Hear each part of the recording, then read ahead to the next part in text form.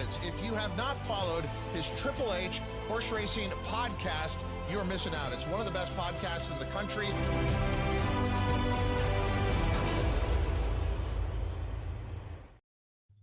Good morning. Cheers to everyone throughout the world. Welcome to the HHH Racing Podcast. I'm a very proud host, Howard Kravets, along with one of today's co-hosts, Andrew Rosinski from our wonderful Betting and Boozing show. Davy Lane will be joining us here in any moment as it is day 2 of Royal Ascot. We have 15 minutes to post to the first race of the day, the Queen Mary. Please make sure you hit that subscribe button on the bottom right-hand side of the screen and the notification bell on the top right on YouTube, and smash that like button. We greatly appreciate your support. We had fantastic viewership yesterday, and we hope for the same today. You can listen to us on Apple Podcasts, Spotify, and Anchor, and you can follow us on X at HHH Racing Pod at the bottom of the screen there. Please make sure you follow us on X. Again, Davy Lane will be with us shortly. Andrew Rosinski, one of our wonderful co-hosts, again, Ben Boozin, live in Philadelphia, ready to alive and awake this morning on the East Coast, ready to go. Andrew, how you doing today? Day 2 of Royal Ascot, my friend. Doing good. Hopefully I could piece them all together. Yesterday I was up and down. I had Bo Echo though. Bo Echo is my favorite horse over there, so I'm glad that horse came around and held on. But yeah, no, today's card's pretty exciting, especially the first race here with 27 horses, 2-year-old fillies. Only 27 horses, 11 in race 2 today. Race 3, there's 15. Race 4, there's 8. The great thing, Andrew, or one of the great things about a lot of the European markets and tracks is that you won't see a lot of scratches. Once the horses are in, they're in. Don't have to worry about that. Again, Davy Lane will be with us shortly. Let's jump in right now to the first race of the day. And what I'm going to do, put on the screen, as I always do, is show the betting market right now in the UK, or just really throughout the world. This is the overseas betting market right now. We'll talk about the horses. Andrew, one of the highlights of today is the first American horses are hitting the track in this first race. We've got a Wesley Ward, a B and Cone, a Tom Morley, and they are taking some money, especially the More Champagne from Morley right now as the top American. That is the 17 horse More Champagne. And we're going to start off by showing a replay of that race as well. As she was very impressive winning on turf at Keeneland. Actually, before we do that, let's bring in my good friend Davy. Thumbs up there if you're ready to go in the background. All right, Andrew, let's bring on Davy Lane from Liverpool, England. Davy, cheers, my friend. Good afternoon. How are you? Good afternoon. How are you? And nice to meet my Philadelphia brother. Brotherly love. Nice to meet you too, man. Yeah. Are you a Pasquale's guy? Are you a Pasquale's guy or? No. Oh, you're not. Okay. All right. Oh, wow. Okay. All right, we're going to start, Davy and Andrew, just jumping with the American horses. As I just said, Davy, when you were off screen, this is the first American horses to hit the track. There's 10 of them in over at Ascot this year. There's 3 of them running in this race. Let's talk about More Champagne first for Johnny V and Tom Morley. Andrew, this horse ran very well again.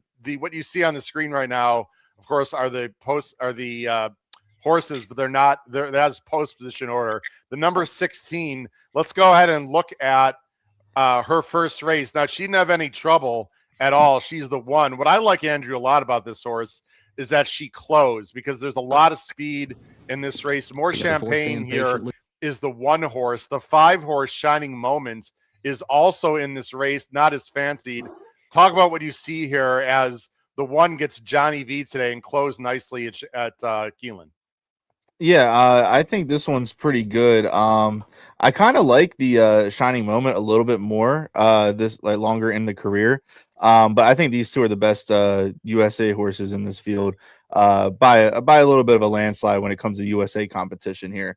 But they still have a lot to go against in the European competition. But this one definitely was impressive, pulled away well, and was pretty effortless.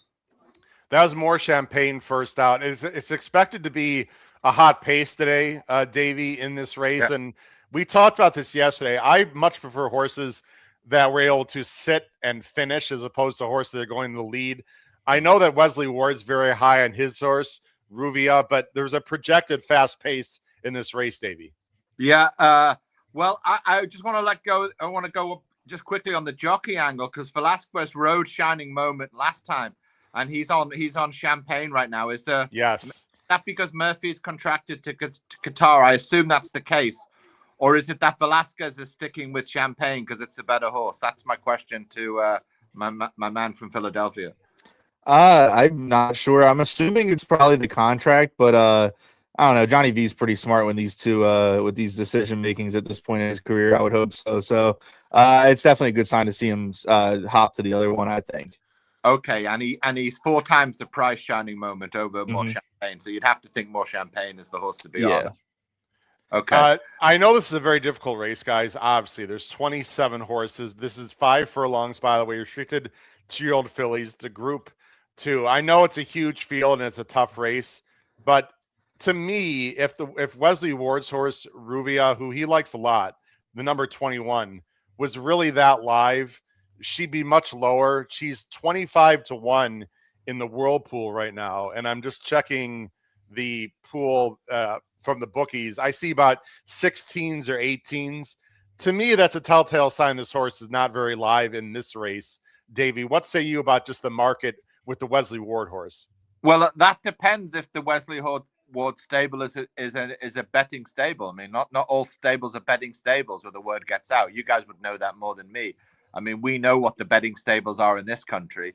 You know, the guys at Godolphin Appleby stable. You know, I've been to Chester Racecourse and I've seen the Godolphin guys in the bookies before the race. So you guys have to tell me, does Wesley Ward's Hot Walkers and these guys are they gamblers or not? I mean, this is the question.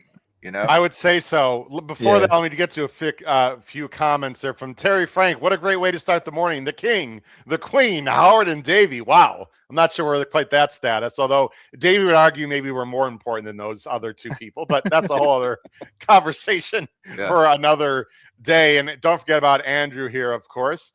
We have Katie is here. Tom Espinoza once again with us. Good morning from Royal Ascot. We've got some Tom Morley fans here. Oh, Sir Andrew. Wow. You've been knighted, Andrew, already. Congratulations. Hopefully I can give out some winners too. For sure.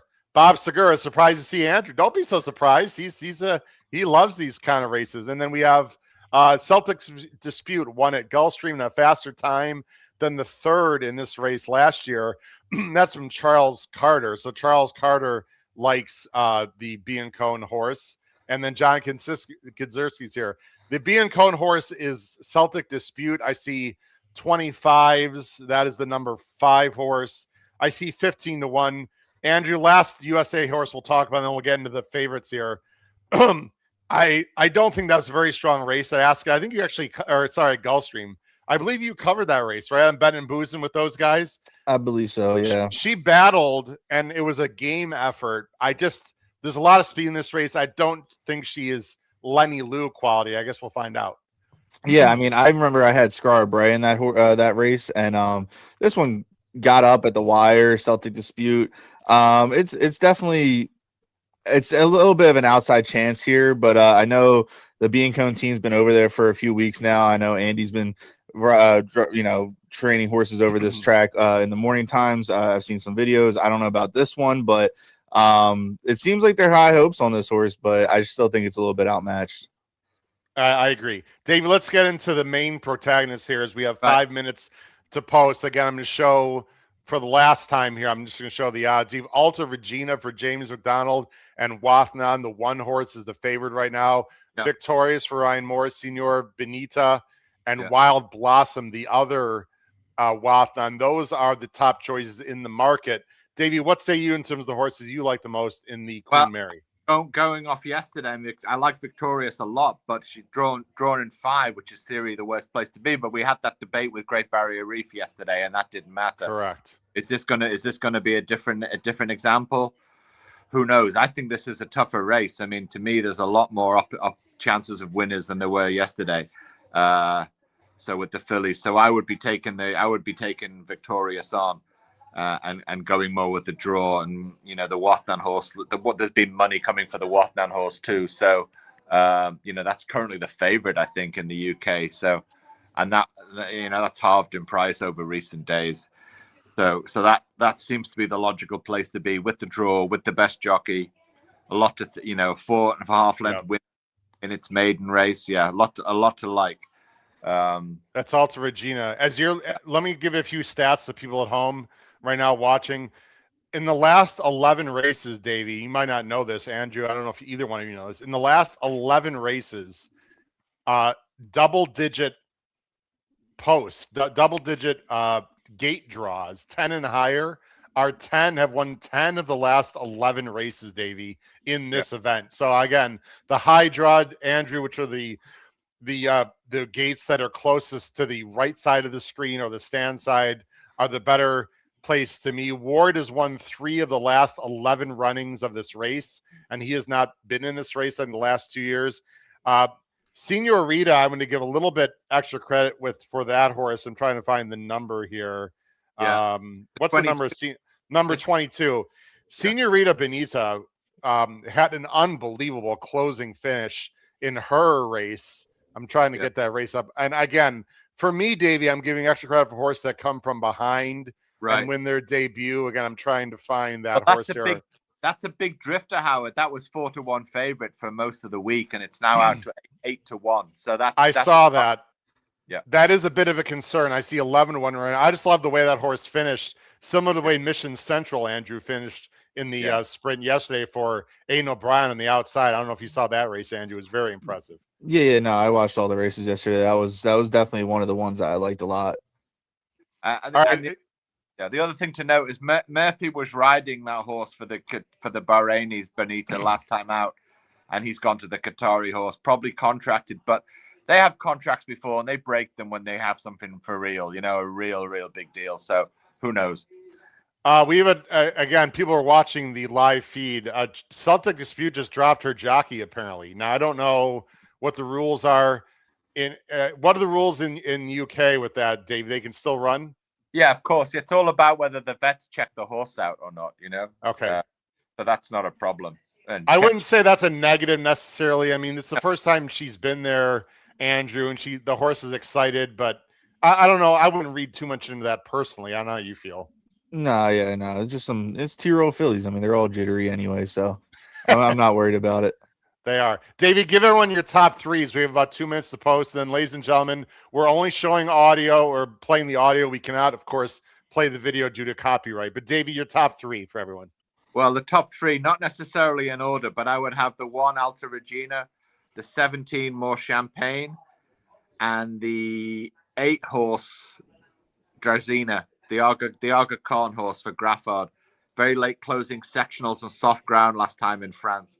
My friend Phil Edward flagged that one for me this morning. The 18 could be lost in Barcelona, or the 8. Sorry, the 8. Yeah. They are loading right now. Let me bring the sound on. Go in. You guys can hear that? As Mm-hmm. 15 okay. goes in, that's a big negotiator. All right, ladies and gentlemen, they are. I don't have it. Andrew, you have a quick top three you want to give out? Yeah, I like Alta Regina a lot, and I also think for a long shot, I like Bint Archange. I think that's how you pronounce it, the 4 horse. Yeah. Here. Okay. I concur with that. That's the long. I was going to say if the Super was playing, I'd be on that. That's got a live.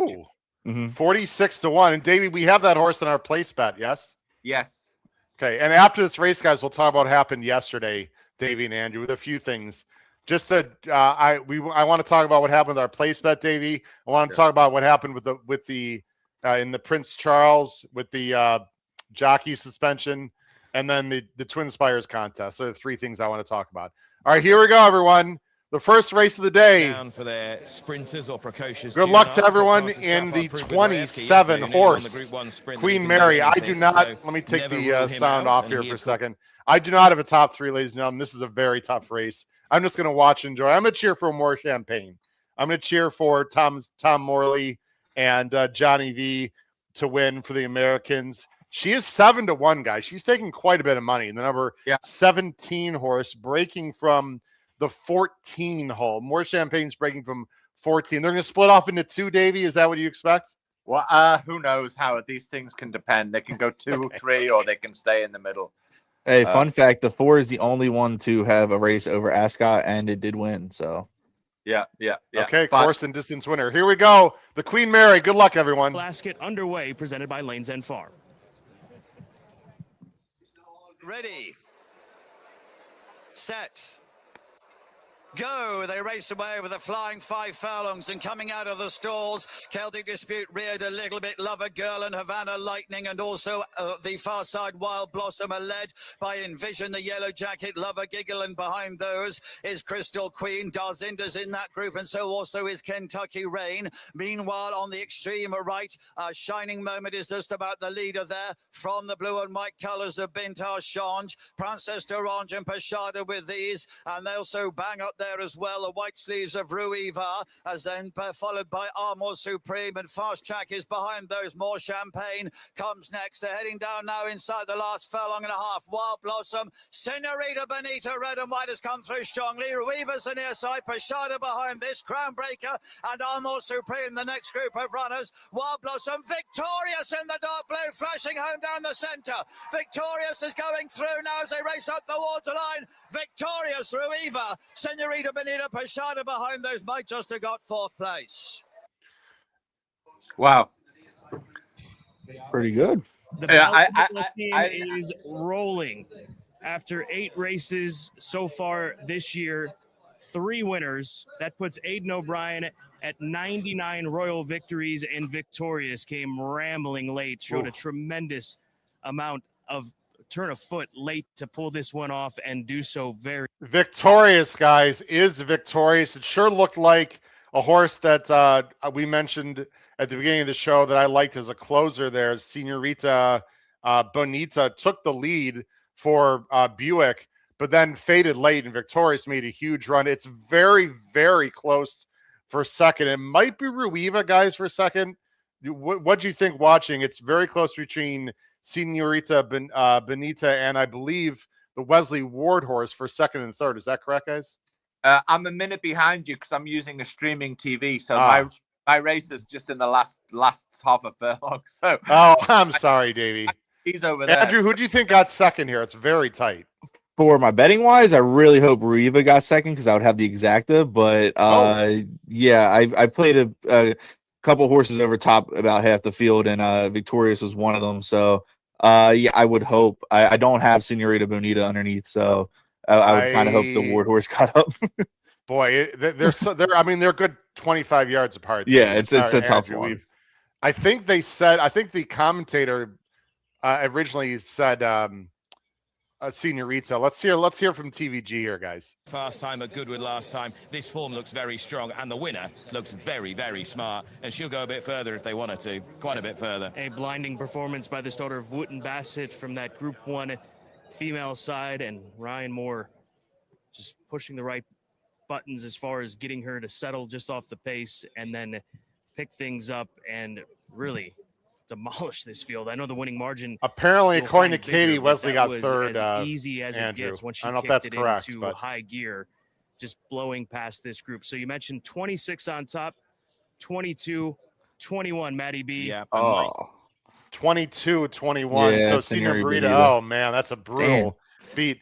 Hey, Davey, do me a favor, not only for me, but for everyone listening. Davey and I, so congratulations anyone had Victorious.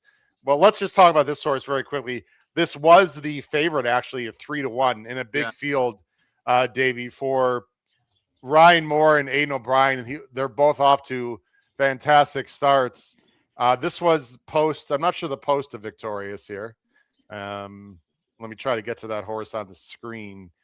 Do you guys know what post number? She drew low, didn't she? I believe. Yeah, she was drawn 5. Victorious was drawn 5. Yeah, same as yesterday. The best horse. Yeah. Right. Not easy to do that. Obviously, the money's on with this Wooden Bassett filly out of a Galileo mare. So most likely this horse will be able to stretch out no problem. Davey, very talented filly. Yeah, for sure. I mean, Wooden Bassett was. I think it's more of a miler type, not a sprinter, but precocious in the early years for sure, and Galileo stamina. So yeah, this horse could be a big horse down the line. Give credit to the Wesley Ward horse who finished a very solid third. I didn't see where. Did anyone please put in the chat if anyone saw where the other of the more champagne. Again, it's hard to watch. I wasn't watching that horse in particular, but I don't. The commentator did give her a call, Andrew. I'm not sure where she finished. Yeah, I'm not sure. Once I saw the victorious jump to the front, I kind of stopped watching the rest. But that was pretty impressive. So it finishes 26, 22, 21. Andrew, ever have that trifecta in the States? 26, 22, 21? No, unless you're betting these races overseas. Davey, let's do everyone do me a favor and everyone else a favor. Again, Howard Kravets, Davey Lane, Andrew Rosinski, Aidan O'Brien with the first winner of the day, and Ryan Moore. I believe they had one winner yesterday, Davey, those two? Yeah. Or do they have two? I'm trying to remember. Actually, Aidan O'Brien had two yesterday, but Ryan Moore was not on Great Barrier Reef. That was Wayne Lauren, but Ryan Moore was on Mission Central, I believe, right? So I think that's three winners already for Aidan O'Brien on the meeting, and two for Ryan Moore, I believe. Yeah, it would have been three yesterday at the ungentlemanly conduct managed to squeeze out Bo Echo. So that's something you could talk about now if you want to. The 8-day ban and 3-day ban. I mean, yeah, we'll talk about that in a minute. Bob Segura, I see you in the chat. Bob, I hear you. We had a short amount of time, of course, before the first race. Bob wants to know our picks before so that he can make some money. We'll give our picks earlier on. Yeah. Bob, thank you very much. We've got a lot of people. Brian was here yesterday. Brian Simpson's back. I believe Brian was in Cambodia yesterday, Andrew. We had people from all over the world watching. I believe that's correct. I don't know if Brian is still there, or if that was the gentleman that was in the chat yesterday from Cambodia. But Brian, thank you. He said more champagne is sure to be backed. And we have, again, a lot of people in the chat. This is from Rainier Villalobos. 7-6-6-8. ¿Quién ganó? For people who do not speak Spanish, that means who won. Número, let's see, 26, señor. 26, victorious. Won the race. Second was 22, señor Bonita. And 21, Ruiva in tres, third. There you go. All right, no more Spanish for Howard the rest of the day. Yeah, the fourth place horse was Prashada. Prashada, okay. Prashada was fourth, the 19. And that makes sense. Oh, interesting. At a big price for Richard Hannon. Okay, Davey, here's what I want to do first. Right. Let's talk about this interesting bet, and then we'll get into the next race. Okay. There's a place pot bet, Davey. Talk just for a 20 seconds, Davey, what the place pot bet is. Okay. And then if you could read off our bet that you and I just made for the whole world to see. Davey and I made a bet yesterday. We each spent around $95 US. So we actually got back about 800 yesterday with this particular bet. Davey, talk first. What is the place pot bet? And then tell everyone our numbers for all the races, please. Okay, fine. Just so people know, there is very little pool betting in the UK, very, very little. And what there is, it's very anemic. And part of the World Pool with the Hong Kong Jockey Club is trying to reinvigorate that and take it away from the bookies, because most English bettors just bet to win on the nose or and so on. However, over time, the place pot is one of the examples where the regular punter attending the track is sort of involved in it. They're aware of it and they play it at the big meetings because it seems like something that they can get involved in. So this particular place pot today had a pool of 475,000. Now the new people who took over the tote seeded the pool to make sure the minimum was going to be 400,000. Yesterday's pool was 505. Today's 475. So a lot of people are playing up and down the country and at the track. So it's a pretty big pool, and it's unusual in Britain to have pool betting and people involved in it. So let me get that out the way first. There is a similar bet called a jackpot, and that hasn't reached. It's seeded for £20,000, and no one is betting into it. No one. All right. So we've got the place pot to work with. So today, Howard and I had a little go, and we played the first race, and we played how many horses, Howard? Let me just get to it here. Hold on.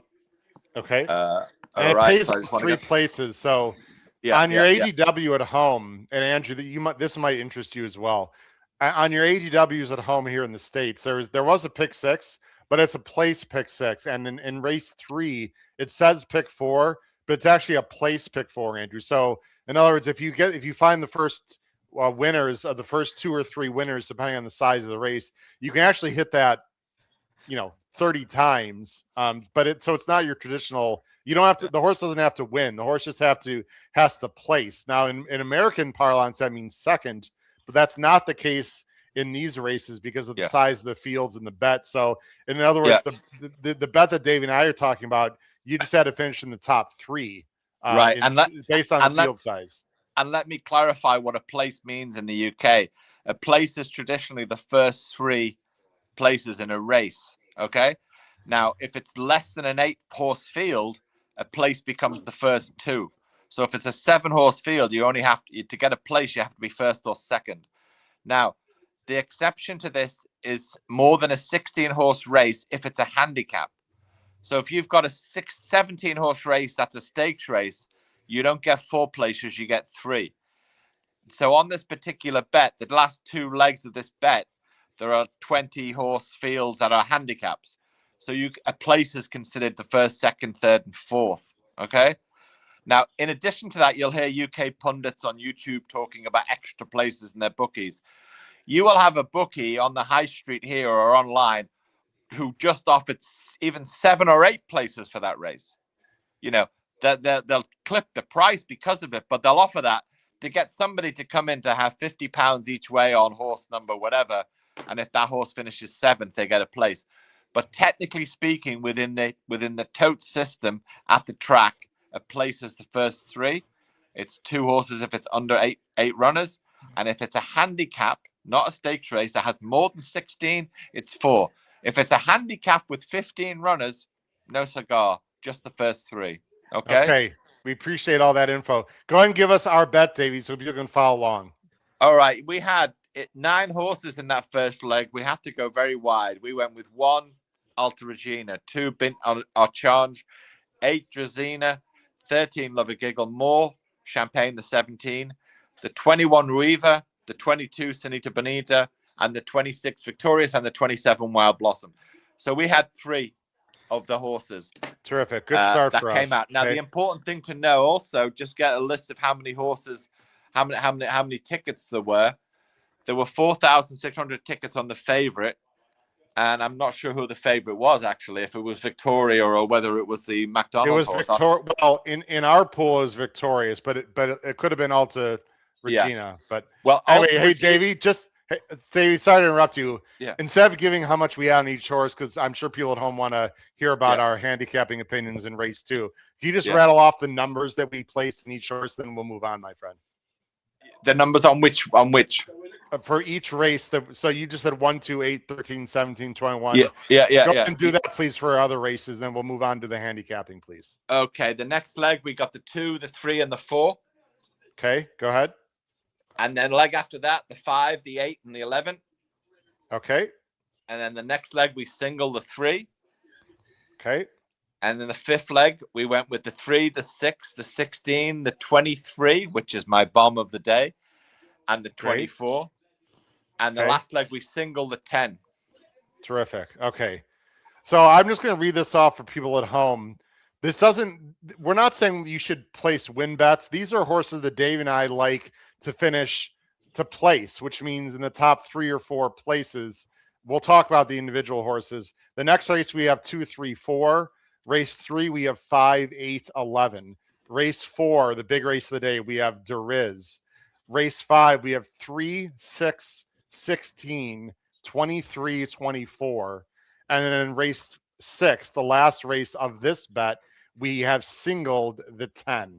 So there you go. That's a place pot. Davey and Andrew go ahead, Davey. Yeah, just so people know, the number of tickets on the winning horse for that place pot was 148,000 tickets. So they're still live in the pool. But Alta Regina had 144,000 tickets. So that's good. They're all out of the running. So that's just a sense of that. Okay. Terrific. Thank you, Davey.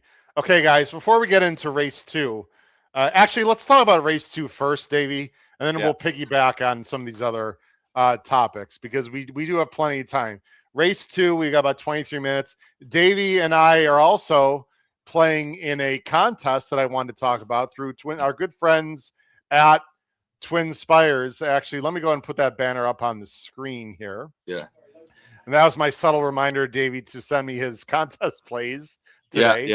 Andrew, some good things happened. There's our good friends right there at Twin Spires. Twinspires.com. Fantastic betting site / ADW here in the United States. Of course, if you're from the United States, you're very familiar with Twin Spires. They are also the home of the Kentucky Derby, as they are owned by Churchill Downs. But something happened yesterday that was very exciting. Davey and Andrew will bring up on the screen. There's a $100 contest. You can still buy into it. Andrew, it's not too late. You can still buy in if you have Twin Spires on your computer, phone, laptop. It's a $100 entry fee.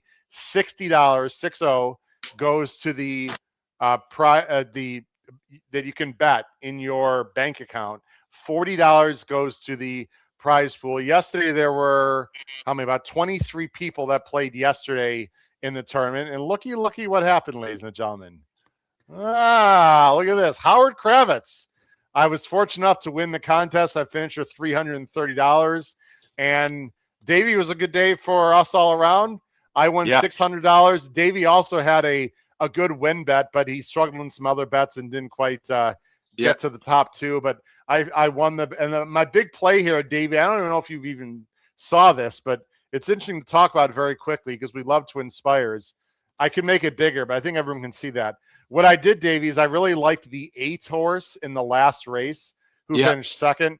And as you can see on the screen, I placed a small win bet on the 8. But what I basically did is I Dutched, and Davey and Andrew know what Dutching is. Betting different amounts, ladies and gentlemen. Betting different amounts to get the same result. I Dutched the 8 over the 4, 10, 14. And then I did it the other way around, Davey. I did 4, 10, 14 over the 8, and the exacta came 4, 8. I did have to survive an inquiry because Oisin Murphy almost wiped out a horse. And Andrew, if that inquiry happened in the States, Oisin Murphy would have come down for sure. Fortunately, the race was run in Ascot, and I was fortunate enough to win the contest, guys. So Davey and I are playing in the same contest today, and so check out Twin Spires with that. All right, guys, let's get on to race 2. Race 2, to give everyone some information, we'll bring up on the screen, is called the Queen's Vase Stakes. This is a Group 2 event. They're going 1.5 miles, and this is for 3-year-olds. Again, this is for 3-year-olds going 1.5 miles. It's a Group 2.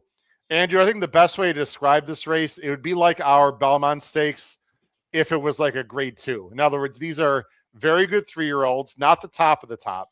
These are 3-year-old males that want to go very long, Andrew. Yeah, no, I agree. And it seems like the betting wise, it's really a 2-horse race here. It sure seems that way. Let's go ahead to the market right now, Davey, and we can go ahead and talk. Right now, these are, again, the UK market. This is not the market that we see through the Whirlpool on our ADWs right now. They have Galleon as the favorite, somewhere around 2-1, maybe slightly lower. And then Limestone, who's my top choice, number 4, for Joseph O'Brien, is somewhere in the realm of 7-2. Davey, please explain for people, again, who are not with us yesterday, what people see on the screen and the colors also. Okay, so this would be a website that brings together the prices of all the bookies in the UK. And if there's money on the horse or the horse is shortening in price, it's signaled in blue. If the horse is drifting in price with that respective bookie, it's in pink. And they don't always have to be the same. One bookie could be, one bookie might be shortening the horse because they want to, because that's what the position their traders are taking.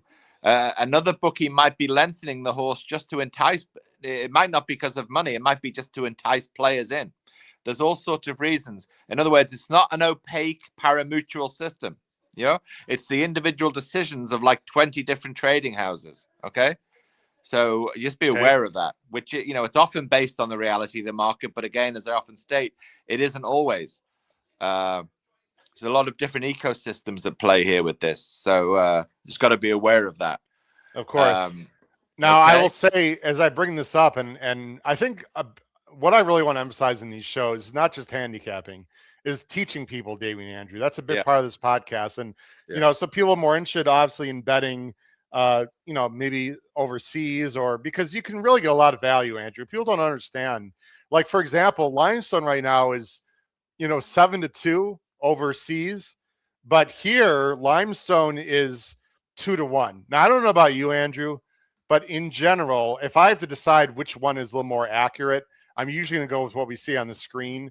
The market that we are betting into, though, is the Whirlpool out of Hong Kong. So there's a big Asian market in the money that we see on our ADWs, Andrew.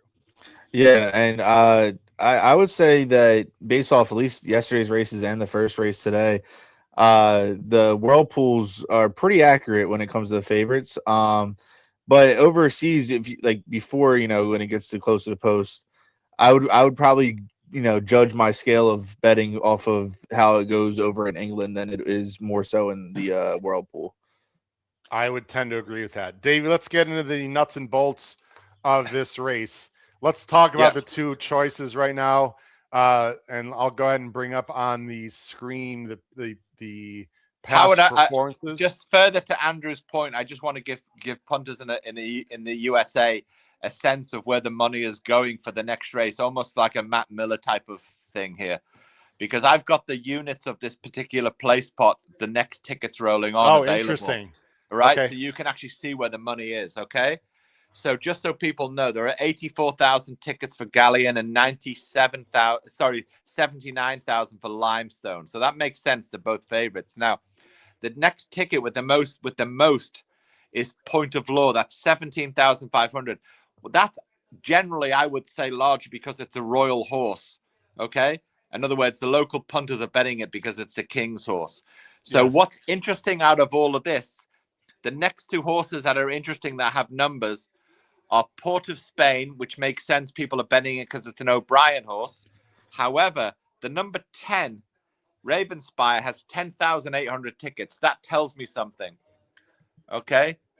That tells me that there's something going on with that horse. And same with Asakir with 13,000 tickets. So those are two to watch if you want to go for value. Interesting. Okay, that's actually really good information, Davey.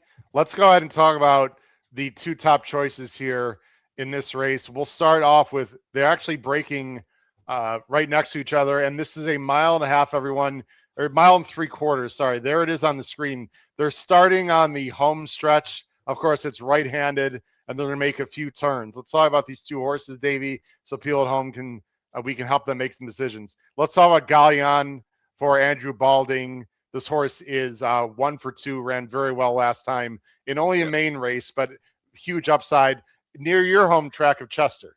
Yeah. Actually, it's very close to me, and I go there a lot.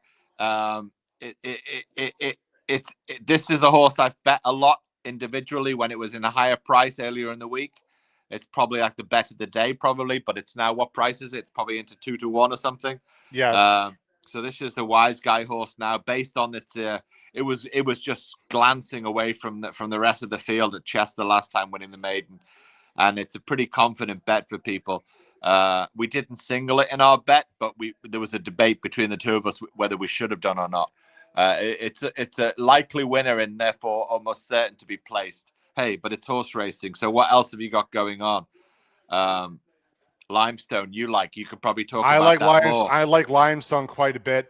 Yeah, that's had 5 races though. So it's, I've often heard you say you don't like horses that have raced too often at this age, so you got to bear that in mind. But it won well last time at Cork, so it's one to think about. Now Ravensphere could be anything. That's the horse with a lot of tickets remaining, and it wasn't a big price. It was 16 to 1 earlier. It's a twice winner, but there were small fields, you know, a 4-horse race and a 6-horse race. Right. That could be anything. Davey, how much you take into account? And I'm going to bring up the time form rating here in just a second. Let me go ahead and switch us. I've got a lot of screens going on.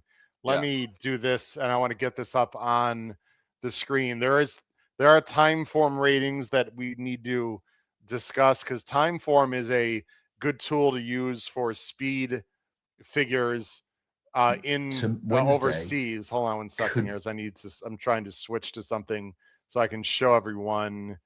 Okay, here we go. Davey, what do you make of this that we see on the screen right now? Courtesy, by the way, of our good friends at the Anti-Posters. Yeah, you know, I'm not, you know, that's the, just so people know, that the P, when they add a P to the number, that sort of centers of potential, you know, that the horse can have. Like it's an opportunity where the chap who invented time form came up with this. So they've got a number, but there's a sense of it, like it could be something. They also have something called a squiggle, which is a sort of a rare thing that says the horse is quirky, and it could go wildly up or wildly down, I suppose. Okay. So this tells me that the horse has got massive potential, which is what that run at Chester showed. So it hasn't actually had a chance to put the real numbers on the board. So therefore, if you're playing by the sheets as the Americans do, you probably wouldn't go for this horse, because you wouldn't have a P. You know, you just have a straight number. I don't know. I'm sure there are sheets in America where they give you some sort of clue that something else is going on. But so that's what that's about. That's about potential. You know, because limestone's much higher, and so is Port of Spain. But you know, this horse's last run says a lot about how it raced. That's why it gets the P. Let's talk about this. So Ravenspire, again, on the screen, Andrew, if you look very carefully, there are time for ratings. If you guys can see where I'm highlighting here, those are basically, they're similar to Buyers. They're not, well, they're a speed rating. So 86 for Ravenspire, Limestone 89, 98, maybe not the upside, but 98 is a very big time form rating for these horses. And then Galleon 80, 89. Other than some of the top choices, Davey, as we have about 7 minutes to post here, why don't you throw out some roughies or some horses that people might want to look at as longer shots? Well, on this, I would have two horses. The Godolphin horse, Del Moro. Now that was put up against Benito Cellini at Chester 2 races back, and it came up short. And just to get to your point earlier about this being a Belmont, this is more like a James Connolly Memorial at Sam Houston as opposed to a Belmont. You know, like okay, you got it. You know, yes. So this is where we're at with these horses. That doesn't mean that one of them can't come up. You know, and Del Moro is a German-bred horse, gets the stamina. This is ideal for him, and it's under the radar screens because it hasn't performed against the top horses. That doesn't mean it isn't going to perform today. However, if I look at that pool of horses on the bet we had, there are only 7,600 tickets on that, so it's not as popular as some of the other ones. That doesn't necessarily mean anything, but that's interesting. And Andrew, the horse does have speed ratings, Andrew, that fit here. So I think this is a very interesting horse for Charles Appleby. Again, maybe not the upside of some others, but consistently as fast as others as of now. Yeah, no, I agree. This one just has a lot of experience under his belt, so I expect those type of numbers to improve. Davey, just let you know, you're not playing a contest play here, Davey. Just want to clarify. Yeah, no, I will start that in the. You're gonna wait. Okay. I'm gonna wait till the next race, at which point I'll get off the screen and text you. Okay. Okay, great, no problem. Boy, Andrew, how about Davey throwing out a little James Connolly turf race from Sam Houston? Of course, everyone watching, listening to America, these are all turf races, obviously, at Ascot. Who else is a bit of a roughie, Davey? Well, the only roughie I would consider would be the 11, Warith. Now, a couple of things. That horse didn't race at 2, but when it finally made its appearance on the synthetic at Newcastle, it won by 14 lengths. Very, very impressive. And they immediately threw it into a group race, and it didn't measure up. But this its handicap rating is so high that they can't really get a handicap race for the horse because it would carry too much weight and be no good. So they're trying a group race, and this is a lower quality group race. No disrespect to James Connolly as the example, but they're trying it. So this thing could sneak into the money for sure. Warith. I don't know what price you have over there, but that would be my short list. Andrew, what do we have on? It's a 14-1, Davy, on Warith right now. Looks like. Yeah, my short list here would be the 3, the 4, the 10, the 2, and the 11. So sorry, the 2, the 3, the 4, the 10, and the 11. That was my short list. I think the 3 wins, but I've got big Limestone. I'm just counting on. I know you like it, but the 2, the 10, and the 11 are horses I would like to include. So if I was doing some exotic, I'd have the 3 on top. And I'd box the 2, the 10, and the 11 underneath that. Let me give some information to everyone about this race in particular. And David, I'd like you to comment on anything, and Andrew, of course, comment anything that I mentioned here, as we only 3 minutes to post. Let's see here. Port of Spain had a massive time form number last time. So that 104 sticks out like a sore thumb. If you believe in that number, Port of Spain, the 8, again, for Aidan O'Brien and Ryan Moore, could be very live here as well. Limestone got a 100 time form last time, so those two top the time forms as occur in their last. The lower draws, Davey, might be better here because of the relatively short run into the first turn. So this is complete opposite of the last race we talked about. Just to mention, the other question I have for you, Davey, with Limestone, and then we'll get into the race, and also for you, Andrew, of course. Can Limestone handle the very firm ground? That's my only question with this horse, Davey, the 4.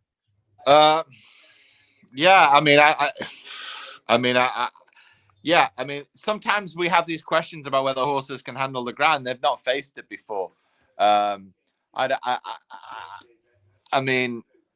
don't see why not. Does the breeding say firm ground is okay, Davey? The breeding on Limestone. This is Irish breeding. You think maybe softer, better? No. New Bay, Duke of Marmalade. I mean, it's all underneath. It's stamina. Duke of Marmalade is a big stamina horse, and New Bay. I mean, should be able to handle anything. So it's not necessarily a soft ground horse. So it should handle anything. All right, we've got 1 minute to post. Let's go to our top 3 so people have some idea. Davey, top 3 quickly, please. Well, just based on what you said before on the draw, that would bring Del Moro in with a shout for me. So I would go with 3, 2, 10. 3, 2, 10 for Davey. Andrew? I am 4, 11, 10. Okay. I'm actually taking the 3. I'm going to go 4, 2, 3 in this race. This is the Queen's Vase coming up here. Grade 2. 1.5 miles. They are loading behind the gate. I'm going with Limestone, who just drifted up to 5-2, by the way. And you have the Royal Horse, the number 7, in those purple and red silk. So big shout out to the Royal family here if they win this race. Let's bring the sound on, guys. Okay. Howard, I'm going to get off the screen and send you a text. So I'm off for 2 minutes. Okay. Okay. Good luck to everyone in the Queen's Vase. To be played a little bit later. Stuart Machin is this. 1.5 miles for 3-year-olds. Here we go. Limestone, the final one in. This is the Group 2 Queen's Vase.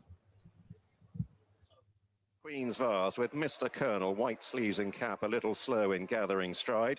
Limestone, pink cap, is the first to break the line, closely attended by Ravenspire in a spotted jacket, and it's the latter who moves on into the first turn. So Ravenspire narrowly to Limestone sitting a handy second. Warith in the yellow silks up the running rail, a little free in third place, as right around the field, Ranga Tang with a white cap is fairly deep on the crown of the bend, but moves up to occupy a prominent position. Point of Law, meanwhile, is Ridden Chili, sits right back in last place, the Scarlet Sleeves, immediately on the quarters of Del Moro, also held up by Will Buick, as Ranga Tang has moved on the descent. Andrew, looks like the 3 and 4, the 2 favorites, are right next to each other in 3rd and 4th right now. Yeah, I liked how Limestone broke. front, Ravenspire heading the chase to Limestone, Waretha running rail, and then Galleon out wide at Emerald. Looks Green like a jacket, pretty honest shadowing gallop Porter here. Spade in the maroon and I wouldn't blue. say fast, I In wouldn't the say green slow. and red, Asakir is down at the running rail, followed further back by Mr. Colonel, and then Magnitude, the red cap, inclined to take a little bit of a grip. Delmaro is last but one, and Point of Law remains at the tail. Gone through 3/4 of a mile in the Queen's Vase and heading to Swinley Bottom, and it's still the free racing Rangatang loose on the lead, 4-5 lengths ahead of Ravenspire. Waretha around the rail disputing third with Limestone, Galleon out wide, Porter Spain between horses. Well, at least they have something to run at. The fence. Point of Law remains How about last. that? Delmaro last but one. Mr. Colonel Pale Jacket with a white cap and Magnitude immediately in front of that pair. On the incline now, heading for the final 3/4 of a mile, and it's still Rangatang pushing the pace along. The others in no great haste in behind. Ravenspire remains just second to Waretha in third, a half-length Limestone, the pink cap racing in fourth. Then from the rail across, Asakir, Port of Spain, and the wider racing Galleon, the shadow to the latter name pair. Magnitude is next to Mr. Colonel. Delmaro, Raw Blue Jacket, held up last but one, and Point of Law remains at the tail. Swinging for home, they leave the half mile behind him in the Queen's Vase. Rangatang, flashy white face out in front, give it a bold sight for a long way, but they're beginning to hunt him down. Ravenspire now gets to his quarters. Waretha in third against the rail, ridden along. A little wider out, Limestone, the pink cap has got clear running, shadowed into the straight by Galleon in the green and pink. For more. Asakir is looking for a way through in the green and red. Point of Law on the extreme right, the scarlet sleeves staying on, but it's still Rangatang galloping on grimly in front, a furlong and a half to try and last this out. Delmaro in the raw blue storming home from the rear. Inside the furlong they come. Rangatang, Point of Law, Limestone, Delmaro, they're all closing. Delmaro thundering through against the fence. Limestone over the top in a finish of inches. Could have gone either way. Rangatang was run out of it. Point of Law down the outer just ahead of Ravenspire. I have a hefty win bet on Limestone, so I'm hoping that horse got the bob, and I got the exact if it's 4-2. I have a win bet on Close Limestone the wires. also. We They're bring you showing right the to the pan. wire It's for very, this I don't replay. know, Davey. It's very close, very close. I have a feeling it's not going to be good for Limestone us. trying to surge. Who gets the bob Wow. on the wire? Lucky. Oh, man. I think Limestone got it. It's Delmaro. I'm not What sure. do you think in the I'm chat, not ladies sure and they gentlemen? stopped Was the this in 2 or the 4? 3:02.09. Is it Godolphin and Charlie Appleby? Could be a If it dead is, heat, Andrew. It's just his second Royal Ascot winner in his last 41. My place spot Wow. pick 6 is alive. I singled the 4, so that's good. Joseph O'Brien again with Limestone. O'Brien, who was first and second. Wow, was that in close? yesterday's Ascot Whoa. Stakes. He ran 7 in that. He didn't need to run 7 in this. The camera operator thinks and the director thinks it's Delmaro. I couldn't be convinced. I'm not. I thought Huge maybe run from Delmaro. Rangatang, who pulled like a Mustang and opened this The race up bob and went has to the somehow 4, managed to hang Andrew, on. but I don't know if The he judge is the got there. judge.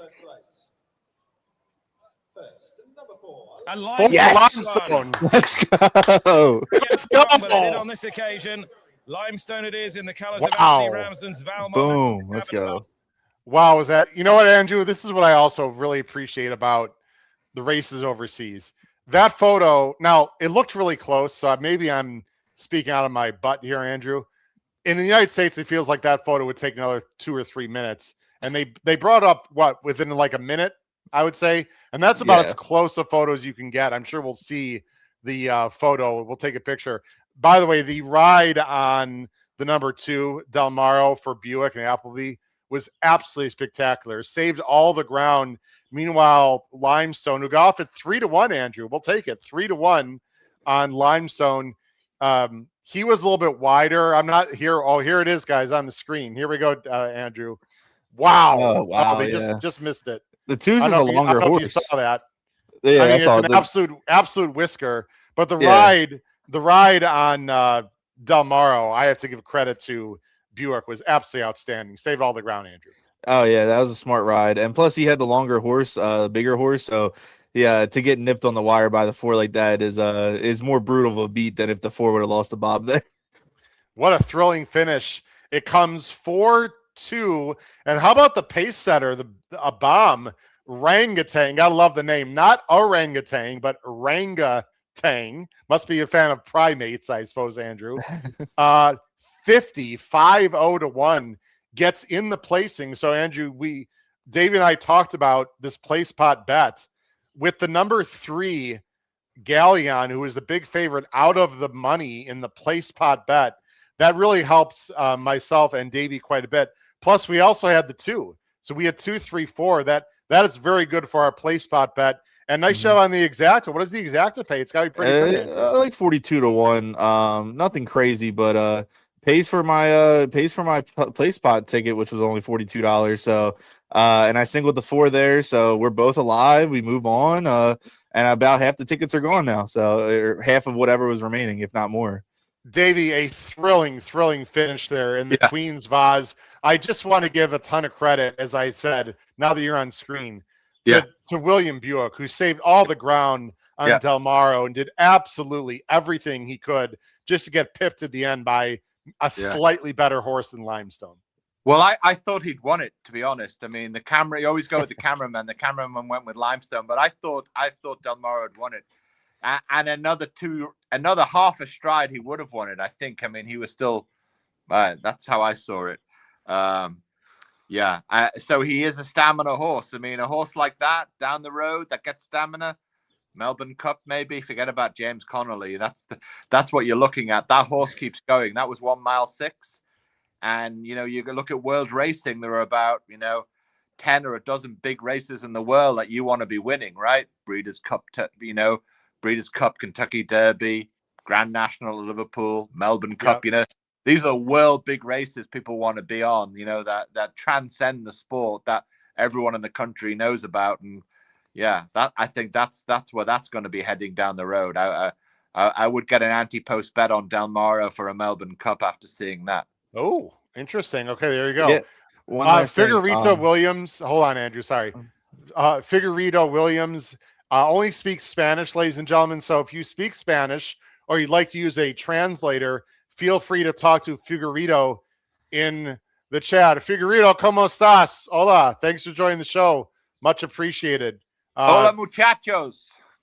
There we go. What? Good luck, Buenos. I can't remember how to say good luck in Espanol, and it's escaping me. But Figueredo, gané con el caballo número 4 para mí. If you speak Spanish, you know what I just said. There you go. Okay. I knew my Spanish would come in at some point. Let's see here. Brian Simpson mentioned the wooden Basset horses, Davey, are so versatile. They can go long or short. Are you a big fan of the wooden Basset sire line, Davey? Yeah, I was. I remember the horse as well running. It won. I mean, it was one of those unheralded horses that just sort of popped up. And I think Paul Hannigan was the rider. I think it went to France and won the big group races over there. And it was kind of left alone. It was only at the death of, Coolmore was searching around, and they basically picked up the horse. It was already in stud and elevated it.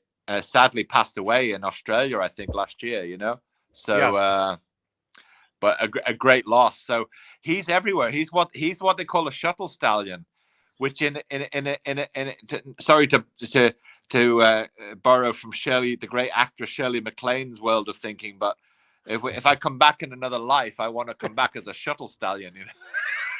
Yeah. Well, Davey, explain to people what a shuttle stallion is. Well, that means you follow the hemisphere. So, like for example, in the breeding season, you're spending some time like in Kentucky, and then they put you on a plane to Ireland, some of the Irish fillies, and then they throw you on another plane, and you go to the breeding season in like Australia, and like you're hitting it like 300 times a breeding season, something like this. So, you produce a lot of stallions that way.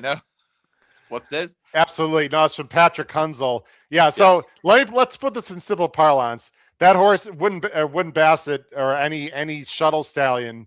Wooden Basset's no longer with us, but shuttle stallions basically, Andrew, get to have sex with all different kinds of horses from all over the world. So sounds pretty good to me. Yeah. I mean, it's a dream life, it changes how the breeding looks as well, because we for a certain, I mean, obviously all these thoroughbreds originally came from what we now know as Syria, if you get into the real history of it, or from those tribes around there before the British codified everything. But And then subsequently you look at the breeding, and things got into little ruts. In Argentina there was, if you look at the major, there was like a stallion that may have been sent to Argentina like 100 years ago, or to South Africa 100 years ago, but after a while these things sort of settle down, and India, Australia, South Africa.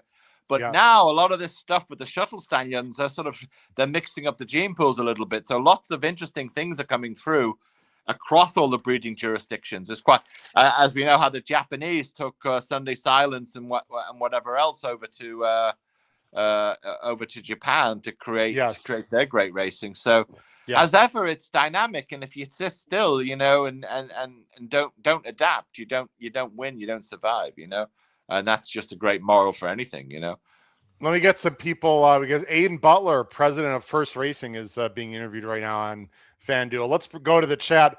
Patrick Kunzel, what's up, Patrick? Patrick, join the show, man. I sent you the link. Come on and hop on the show, Patrick, if you're listening. He's probably too shy or too tired this morning. Maybe he doesn't want to. But I got a boom from Patrick with my top choice in Limestone. And you know what we forgot to do, guys, because Limestone won my top choice with a win bet. Andrew had the 42-1 exacta over the 2-horse Davy, which we liked. It's only time to do one thing, Andrew. It's time to play that rock music, because that was a crush. We crushed our bets here on the HHH Racing Podcast. Great job, Andrew. And I also, Davey, had a small win bet in the contest on Limestone. So, good for you. Just a small bet, nothing crazy, but I sent you my first contest bet, yes, Howard, sir, on WhatsApp. Okay, you got that? Yes, sir. I did get that. Right, from good. Tom Espinoza, nice Howard and Andrew Cash, absolutely. Talking about the photo finish, Andrew, M-Row 8 said they wouldn't post that until next week in the United States. Andrew, why is it so damn hard for us to get photo finishes done? And in Europe, they actually have that line. It's not a real line, but they have that figurative line. And it seems like in Europe, maybe Davey can answer this question. Yeah. The wire, Andrew, is like always, the camera is always like exactly on the wire. In the United States, it's almost never that case. How hard is that? Isn't it 2026, Andrew? I mean, it's just England being, or the UK in general, being ahead of the times when it comes to horse racing. They got the better turf horses most of the time. And they got better photo finish systems too. Same with Australia. They got really good over there. Hong Kong, basically everywhere except for America. They have very good photo systems. I think you have to get into the economics of stuff here with stuff like this, and you can go across anything. There's an example I know in history with who's this? Yeah, well, our good friend Chris Culps would say it would take 15 minutes at Keeneland. They would call it dead heat, even though one of the horses would have clearly won. So we love Keeneland, but go ahead, Davey. Sorry. Yeah. So there's an example with with street lighting in the UK, right? After World War II, there was a certain amount of investment made in oil lamps and stuff. I mean, in the 20s and 30s. So electricity comes along and people are doing things. But if there are companies or people who have sunk costs with doing a certain thing, they're not going to give things up. It's the same with horse racing. They're not going to adapt new technologies when they've already sunk all a pile of money into something else. And this is the dynamics. There's a lot of people in the horse racing jurisdictions and authorities need to move with the times and give up some of their cash and make the horse, sports, Formula One, rugby, a lot of these, tennis with the, John McEnroe changed the sport of tennis. People said he had the tantrums and stuff, but he was highlighting the complete failure to correctly call balls in or out, and someone came along with a technology called Hawkeye, which showed where the ball was, and that's down to McEnroe having a tantrum. Yeah. Otherwise, they would have sat there eating the strawberries and cream and just let it go, right? And all these sports have done it. There are now, for example, there are microchips in the soccer ball in the World Cup that could show a little snicker move when a player hit the ball, and they showed this in one of the games. Now, you've got the NFL right now as an example, with all these guys in the black and white stripes and these chains like from the 1930s running up in the field. I mean, come on. I mean, no one's making a change on that, like 20 years after everyone else, and everyone's wondering why their team lost the game when, some bozo put the ball down in the wrong place. Come That on. actually changed last year, Dave. They finally went with an electronic system there in the NFL. And speaking of the NFL, Andrew, this is from jail on the screen. Imagine being in my industry where we have electronic timing for the NFL Combine 40-yard dashes, but teams still rely on scouts with stopwatching in their hands, timing it from hundreds of yards away in the bleachers. It's pretty crazy, Andrew. Yeah, it's kind of like morning workouts with certain trainers too. Like, they have the actual clocker give them the time that they have, but they have their own time, and people like to do whatever, personal preferences. Anyway, David, I think we're seeing this now with VAR, right? In football. Yeah, exactly. And there are problems with it, but they'll line those out in time. Yeah. And then there are people who game systems. There was a big incident last night with the French player, and everyone insisted he was fouled, and the ref was a fool because it's an Australian ref. But sometimes players look for the foul too. Like, oh, there was contact and he was knocked over. But sometimes you invite the contact. It's the same thing with horse racing. Like, I always remember at Arlington Park with IRAD. Knocking out a horse that I had a lot of money on, the Apache, with Sumion. Sumion was banned yesterday. Yes. I mean, the Apache won the race, deserved to win the race. And Irad got the call because he kind of faked being held up and blocked. I was actually out that Arlington Million, David. Yeah. And all the fools and all the judges and the stewards were, oh yeah, he got blocked. Well, Irad just played it like a Uruguayan forward. He just completely fooled everybody. And you can't go against that because, it was unsafe. And once you bring the unsafe dynamic into it, the card, no one wants to be the guy who allowed the unsafe thing to happen, So anyway, we could go on. Let's get on to the next race. We could talk about other sports forever, but thanks for all that, Davey. Limestone, by the way, paid $830 to win. Del Maro 6A to place. We didn't talk about Davy. A big roughie went to the lead and hung on for third. Orangutan at 50 to 50 to 1. Davy, not only did we have Limestone and Del Maro, but the favorite was out of the top three. Our place pod bet is looking very good right now, Davy. Long way to go, but looking very good right now. Well, just to give you and the other people the numbers. The favorite had 84,000 tickets, Limestone 79. The favorite's out, so that's a lot of tickets gone. Okay, number one. Also, there were more than 10,000 tickets for Point of Spain, Port of Spain, Point of Law, Asakir, the Aga Khan, and Ravenspear. So that's 4 tickets with 10,000 more. The third place horse only had 257 tickets, and Del Maro had 7,000 tickets. So that's a pretty good result. That could have quite easily been the 2 favorites and there was 16,000 on the favorite because you can pick the favorite in the block. You don't have to name the horse. How many was on Galia, the favorite? 84,000. 84,000, right? All right. Anyway, and also 16,000 on the favorite, right? Which was Galleon, which means you're talking basically 100,000 tickets went down the toilet there. Terrific. That's good for us. Nice exacta for you, Andrew. 42 to 1 on the air. 42 for $1 on the exacta. 41 to 1 technically, but $1 for $42. Nice job, Andrew, on that exacta. I almost played that in the contest, by the way, but I decided to spend less money. But it's okay. I had a win bet on Limestone. Actually, let's go to the contest very quickly, guys, because it should be updated. This is the current.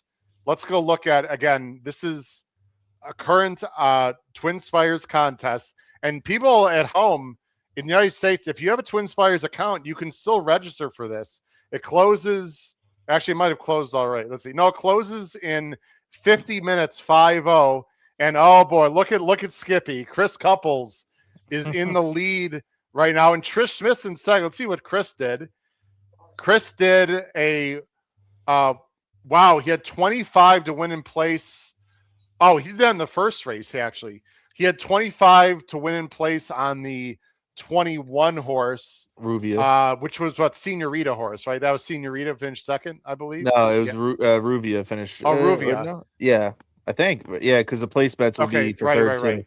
And now also 10 to win in place on the 19. Who finished fourth. And he got placing on that. I guess he got placing on that. Yeah. Okay, there you go. So nice job, Trish Smith, what'd she do? Oh, look at that, 10 to win on the 4. Very good, Trish. And look what I did. I did the same thing, but I also played a little exacted the other way. So right now, Chris Couples, Trish Smith, and myself are 1, 2, 3.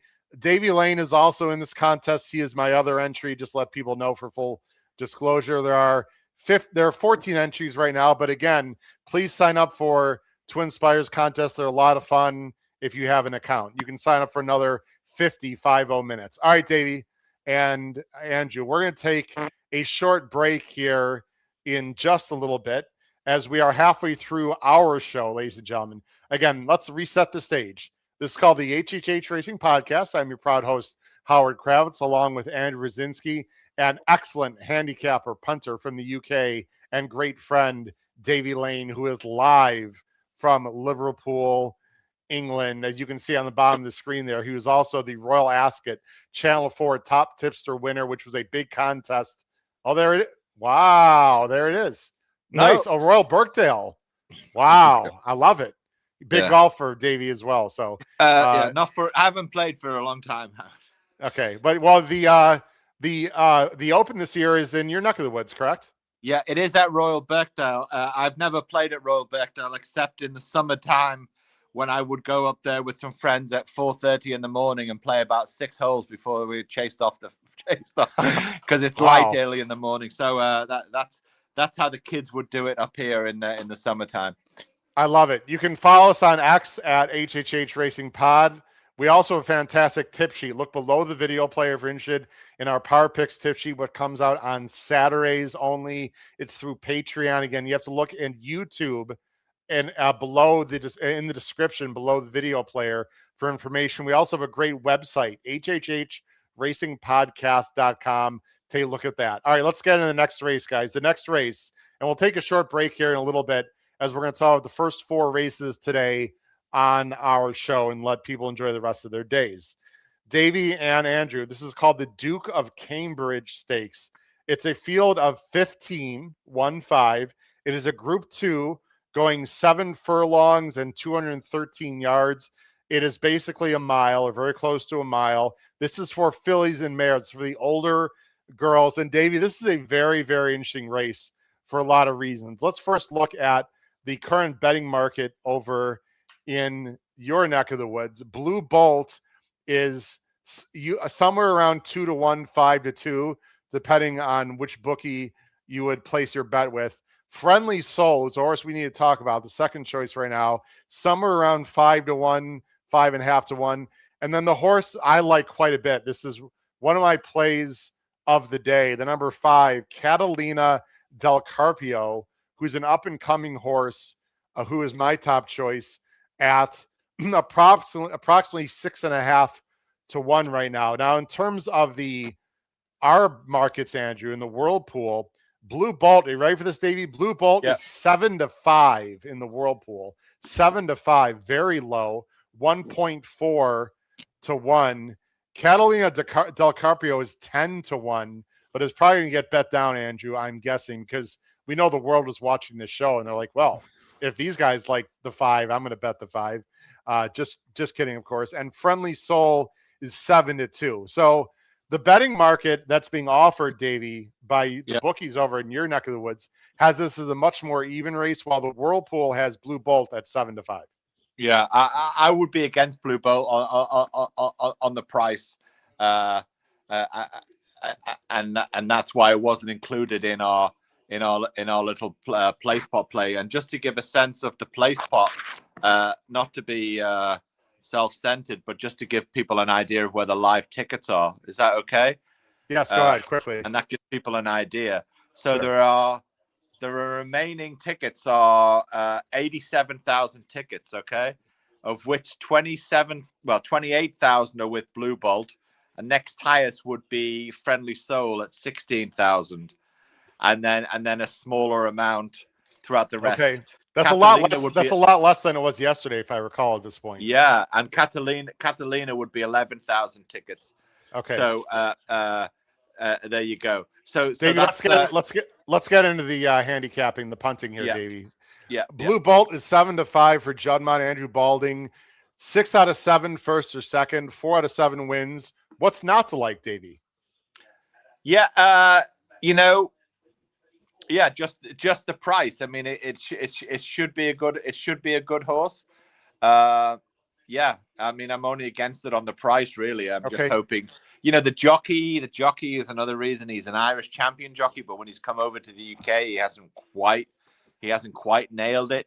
So maybe he's a bit of a flat track bully over in Ireland. I don't know, but that was kind of why I ended up not playing him. It was a good win. Got a very good trip against Kontiki, and She's Perfect, who's in this race, and did beat Kontiki, but had to work pretty hard. But she made a really nice late run. It's got a really good turn of foot. Finished second to Fallen Angel last year, and Cinderella's a Dream, a horse we know, Andrew. So there's certainly the form lines fit. I have nothing against this horse, but I sort of agree with Davey. I'm looking to try to beat just because of the price. But obviously, Blue Bolt can certainly win this race, and I have nothing really further to add. Let's talk about my top choice, and then we'll talk about some roughies, and also, of course, we want to hear from Andrew as well.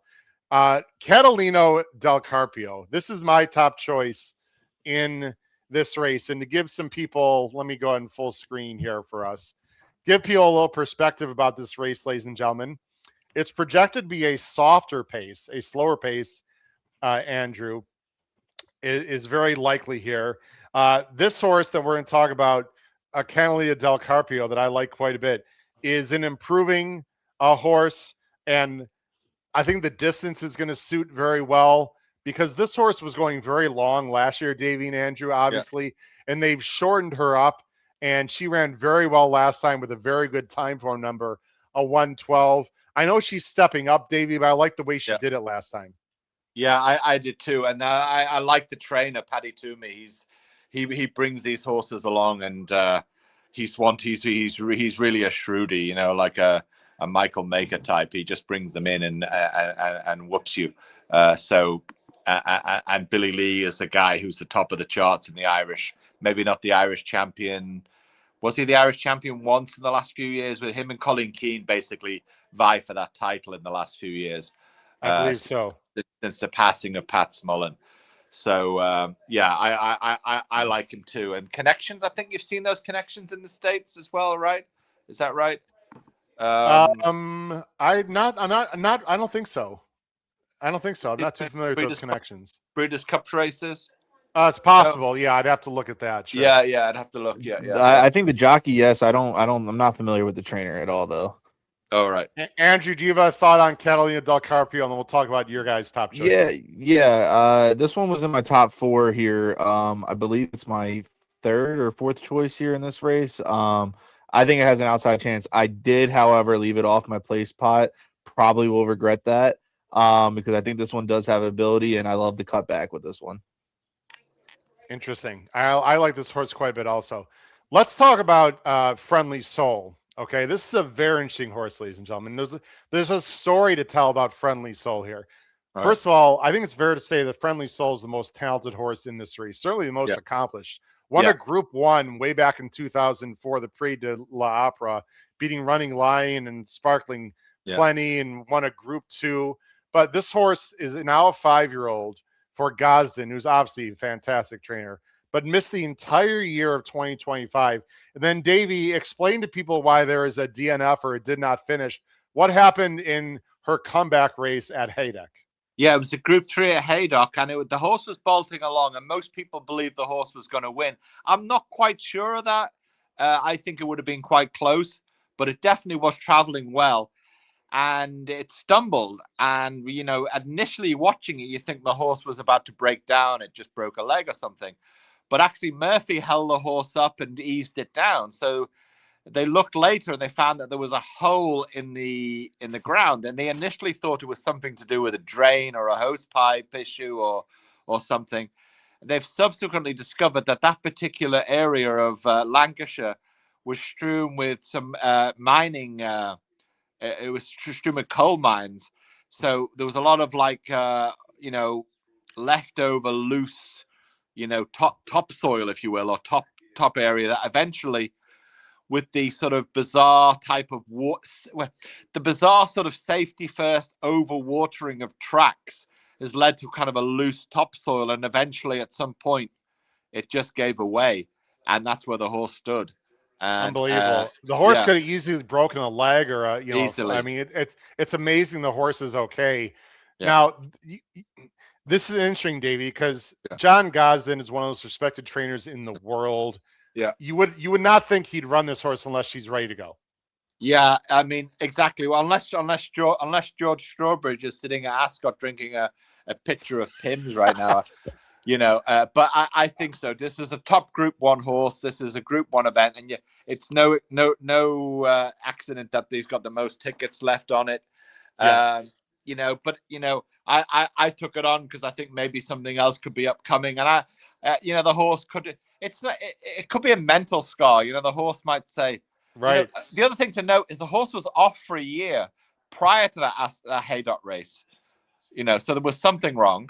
Conditioning is an issue. We got 4 minutes to post, Davey and Andrew. So we need Yeah. your top picks very quickly. Take 1 minute, Davey, to talk about Godspeed, the number 11, who you like. Well, I like this has been purchased by the Wafnan guys again from a French trainer. It's kept with the French trainer. It's brought over here. James Doyle rides.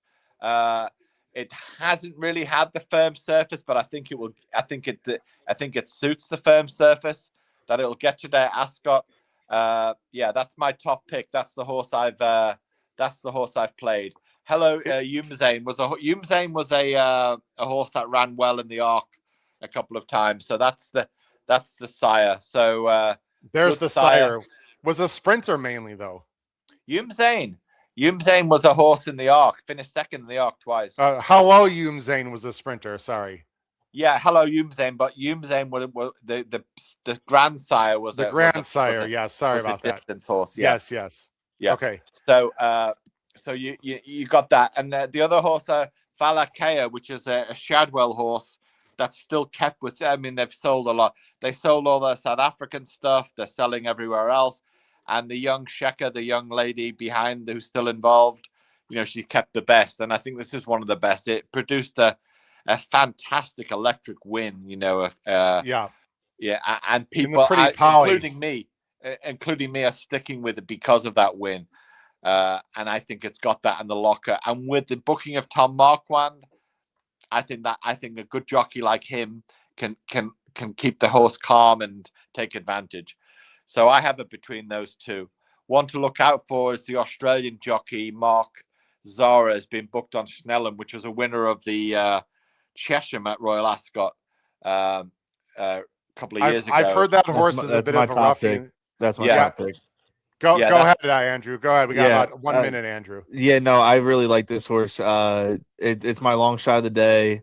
I really like that last time out, that third. And not just that, but this horse also 4-back ran in a handicap back last June. I almost to the day, a year to the day at Ascot, and finished second to Misinformation. Beat Cheshire Dancer, who's a very good horse at that level. And I think that this one second off the layoff, should be right there. And plus, City of Memphis came back to win pretty well as next time out as well. So, dang, look at Andrew deep diving in the Euro form. Yeah, I love it, Andrew. Little time at work last night, Andrew? No, I was off last night. I was up to like 11 handicap in these races. So good for you. Yeah, this is a very interesting race. Falakaya might be held back, Davey. This horse has been very rank and unsettled, and she's very rambunctious. But with Marquand, the thought is maybe she gets held back a little bit in this race and makes a late run. Makes a big run. Snellen with Zara is a horse that Andrew likes. Let's go with our top three guys, and then we'll bring on the audio. Davey, your top three in this race, please. Yeah, I would go with the 11, the 5, and the 8. 11, 5, 8 for Davey. Who you go with here, Andrew? 15, 3, and 12. Completely fading the 10. Wow. 15, 3, and 12. I agree with you a little bit with fading Friendly Soul. I'm going to go 5, 3, 12. I'm going 5, 3, 12. I like Catalina Del Carpio quite a bit. I made a not a huge bet in the contest, but I did make a bet with her. I'm not afraid to say it. Hopefully Chris Couples is not listening, or hopefully he disagrees with me. Not that Chris would do anything I am doing, Andrew. He's certainly smart enough to make his own picks. We got a lot of people in the chat, which we'll get to. They are behind the gate here. We should mention the weather is actually once again very nice at Ascot, Davy. I remember when we were there, it was actually quite warm, unusually warm, but it's actually in the low 70s and beautiful there most of the week. I'm having a little bit issue with my computer right now. I just want to let everyone know. So we should be able to get the sound up. There are thunderstorms going through the Chicago area this morning. Actually, some pretty bad weather going through Chicago today. So if you hear thunder or if there's some tech issues, please don't get upset with me. It's completely out of my control. So I think everything's okay right now, but south of us, guys, it's supposed to be like really bad with tornadoes and whatnot. I think we're going to avoid that. Yes, Davey. Just quickly on the tickets, 87,000 tickets left on this play spot I've played here. 27,800 for Blue Bolt and 16,000 for Friendly Soul. So those two are like significantly the most tickets. Third amount of tickets would be Catalina, 11,000. So if you can get Friendly Soul and Blue Bolt out of the first three, it's a real life bet. Okay. Brian Simpson likes She's Perfect a little bit. Again, there's a lot of people in the chat. Carol Coggins, hi Carol, is going to go with Cathedral, a horse we didn't talk about. It's cutting back in distance. I know some people like Cathedral, the number 6. Let's see here. Harry, put your picks in the chat, everyone. Harry's Franco, it's going 10-14 in this race. Again, put your picks in the chat. Katie also likes the 8 a little bit as a long shot. We see the picks are in for Andrew Brzezinski. Let's bring on the sound, guys. Very hard to get in and get any cover. Especially the Duke of Cambridge. They're going a mile. It's a short run to a bend. Still a handful back behind and the then they're going to finish. Half a dozen to be exact. In this race. Good luck, Howard. Is it okay? I'll step away. Okay. It does appear the favorite has gone in at Blue Bolt. Drawn post 11, if I'm not mistaken. I didn't show the time for him. In the gate, Blue Bolt.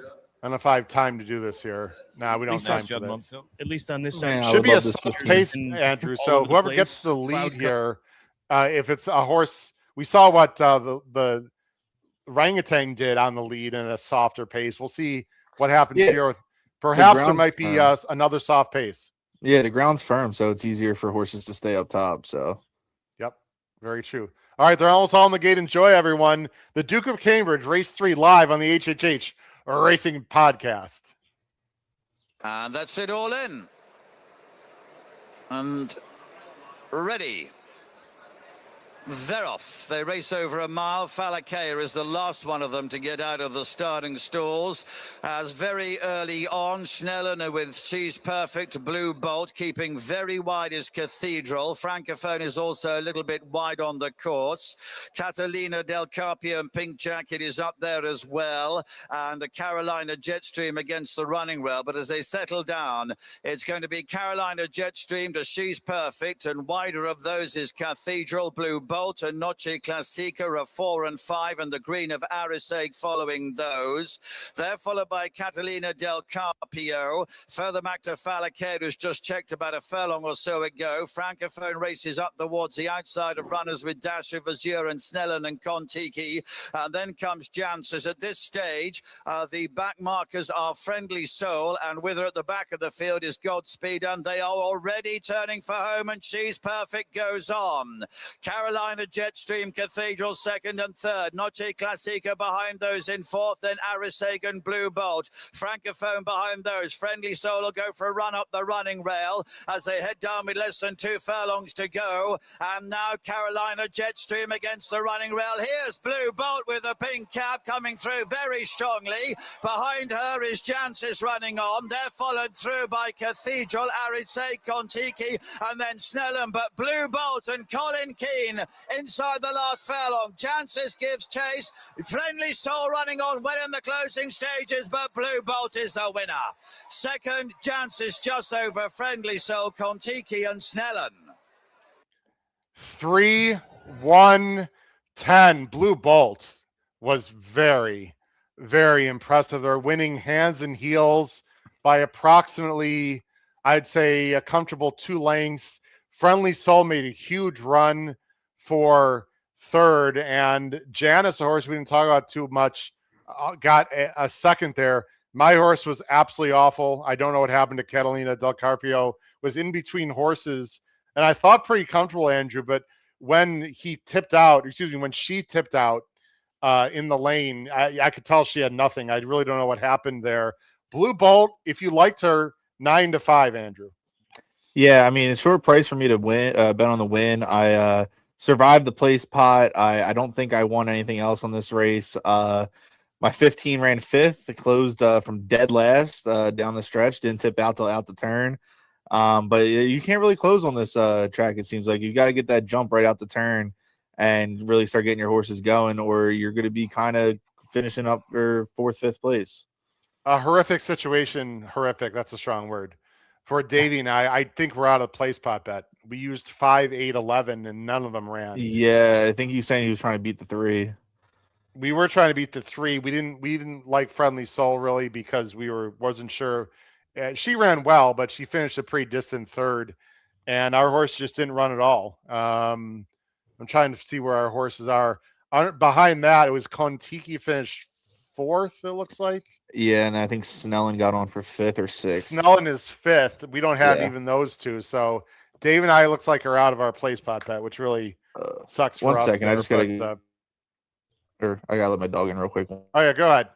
So that's a real bummer for Davey and I there. I'm sure he's not gonna be happy when it comes back on screen, but that's the way it goes. Davey's ready to go. Yeah. Davey, real bad news for our play spot bet. Looks like we're out of it, my friend. Yeah, we're out of it. But listen, Howard, you could still be in it, and then the final total is you win basically your stake, because favorites win. You've got to if in these types of bets, you've got to take them on now and again, Yeah. The pool isn't worth winning if you've got like favorites in it that way, Sure. We don't mind playing favorites, but it came 3-1-10. Catalina Del Carpio, Davey, just was in a good spot at the top of the stretch and didn't run on at all. I didn't see where Godspeed was, and then Falakea was held up and just didn't make a run. Blue Bolt was clearly the best horse in this race, clearly. Yeah, clearly. Well, Friendly Soul was blocked on the inside. I watched it closely, and but maybe not her best distance. Snellen showed something a bit late. Yeah, in hindsight, maybe playing the favorite was the smart thing, but I expected more from this group of fillies. Watching the race beforehand, and this is difficult to do with pool betting. There was a lot of them worked up and overheated and so on. So, and that you don't have that knowledge 3 hours before the race, do you? Of course. So. Well, for punters that like favorites, congratulations on anyone who had a Blue Bolt. Again, we had nothing against the horse. We were just trying to beat her from a price perspective. Davey, we ended up getting 9-5 in the Whirlpool. What did you get in your neck of the woods on Blue Bolt? What was the final result? 9-5 in the Whirlpool. 9-5, 1.8 or 2.8. 9-5. I'll tell you now. Hold on. Okay, hold on. Give me a second. No problem. So you guys are out of the place pot then? Yeah. Sadly.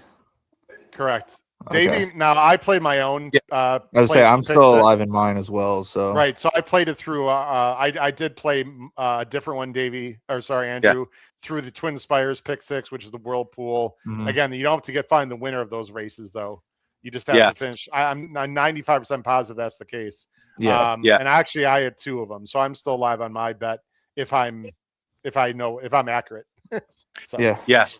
Yeah, so Blue Bolt was the 5-2 favorite. What was it over on the world? 9-5. So that's a pretty big. I wish I had English betting over here, man. Jeez. Yeah. So I would have bet that horse at 5-2. Davey, I want to bring up something that Andrew mentioned, but when you were off screen. Now we've only had we've had 3 races. Obviously, the track is fast, which I personally prefer. Does it appear that you want to be more forward today, or is that just coincidental? Maybe coincidental. It's it's different types of races, different distances. Okay. I wouldn't go. I don't get into that kind of like discussions about. I I think that's more of a dirt. Isn't that more of a dirt thing, really? I think, anyway. I think so in general. Davey, would you agree, though, that with a firm turf course, the speed, the early speed does carry horses a little more, though, as opposed to a softer turf? Yeah, I mean, yes and no. Yes and no. I mean, it depends on the horse, Howard. I mean, you could debate these things all day long. I mean, yesterday James McDonald came down the outside on a horse I gave out on the map of stars and came away and won. Today, Right. James McDonald put Godspeed in the same position as map of stars yesterday, and it just didn't take off. Yeah. Based on Alexa Blue won the race. So if you had Blue Bolt, Alexa 1258, congratulations. Again, it came 3, 1, 10 were the top three. 3, 1, 10.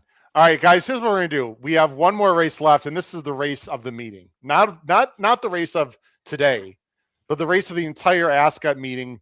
In fact, people, Davey, in your neck of the woods, from what I understand, are suggesting this is one of the best races in the last 10 to 15 years in terms of the quality of the field. And we're going to get into it in just a bit. Before we take a short break, Davey, tell everyone what happened in the Prince Charles Stakes yesterday and what happened with some jockey suspensions. Yeah, that was the King James, that's the St. James's Palace. The St. James Palace, I'm sorry, Yeah. And that was the hot favorite, Bo Echo, was drawn inside, and Christophe Soumillon and Ryan Moore both received suspensions, Moore for 3 days and Soumillon for 8 days within hours of the end of the race, which is probably interesting to Americans, for careless riding on the behalf of Moore, and Soumillon was accused of team riding, team tactics, which, at some levels, I think you need to either embrace, it's like the Tour de France, they run as a team. I think you have to embrace at some point you have to embrace it. This has been going on for years, and every week you see something like this with one of the major stables and anywhere across the world. So they tried to lay down a marker because maybe people are getting tired, like the Gosdens and other people at the Irish mob coming in there, the lads, and playing 4 horses and using 3 of them to box in what they consider a threat, and that's what they do. So, I mean, my responses to that is get some more horses and play them at their game and let it all hang out. That at some level, that's kind of where I stand. Yeah. So, Andrew, for people that think there aren't a lot of shenanigans over here in this country, or that there are a lot of shenanigans with jockeys and whatnot, it happens over the world. What I found fascinating, Andrew, I don't know if you know this, and Davey, please confirm, not only were there suspensions, they were handed out like within an hour to an hour and a half of the race, Andrew. Meanwhile, here in the States, agree with it or not, there's always adjudication, and they got to talk to the jockeys, and it usually takes a day or two at least, because they have to meet with the stewards and whatnot, and other commissions and whatever the hell's going on. This was decided, Andrew, within about 2 hours, right, Davey? Is that correct? Yeah. What are your thoughts on, Andrew? That very quick adjudication overseas. I don't hate it. I like it. I think that if you have rules and people break them, you should figure that out now and not let it marinate for 30 days and figure out if they're going to have a suspension 6 months from now. Like, just get it out of the way, get it over with. And I didn't really see too much wrong with it because I'm used to, that kind of race riding overseas with like the Ortiz bros and whatnot. But 8 days is a little harsh, but I definitely see that where they don't play around with the Royal Ascot races. Well, in Hong Kong, Davey, they lose a finger, right? Yeah. Well, Hong Kong, if you stop riding, you lose a finger. Yeah. The thing to note is that the authorities were trying to use this as an example because it was such a marquee race with such a marquee horse that they wanted to send a shot across the bows. And sorry, if you've been listening to the comments of, say, Gosden in the last few weeks, he's already been firing the cannon across the bows in the last few weeks. So clearly these guys all have tea and crumpets together, and eventually, one of them says, Johnny Boy has been, he's been pointing this out, and bloody hell, isn't it time we did something because these Irish guys are coming over and taking all our money, something like this. Of course. And eventually they acted on it, because I think Sumion made a very pronounced movement, to let the horse in, so on. I remember at Meydan, Pat Cosgrave used to ride a lot for one of the Dubai owners, where Sumion was the top rider when Mike de Kock was a big trainer in Dubai. Cosgrave got back. He got like 6 months or something. Wow. For similar stuff. So the jurisdictions, Dubai, Hong Kong, Australia, I mean, they come down like a ton of bricks on jockeys for stuff, that the American riders don't even get a ban for or anything. Right. You know? So, I mean, the only ban I can think of recent times is the Paco Lopez stuff. And that was hitting a horse, wasn't it? Something like this. Yeah, too right? many whip taps. Yeah. Yeah. We're going to take a very short break because the biggest race of the day, of the meet, maybe of the year, is coming up here with the Prince of Wales Stakes and two complete monsters in Ombudsman versus Deriz, a race that we've been waiting for a long time. We're going to take a very short, about minute and a half break, Andrew and Davy. Let everyone stretch their legs, use a bathroom break. We will be right back, ladies and gentlemen. Do not go anywhere for the Prince of Wales Stakes. You're watching the HHH Racing Podcast live on day 2 of Royal Ascot. Stay with us, everyone.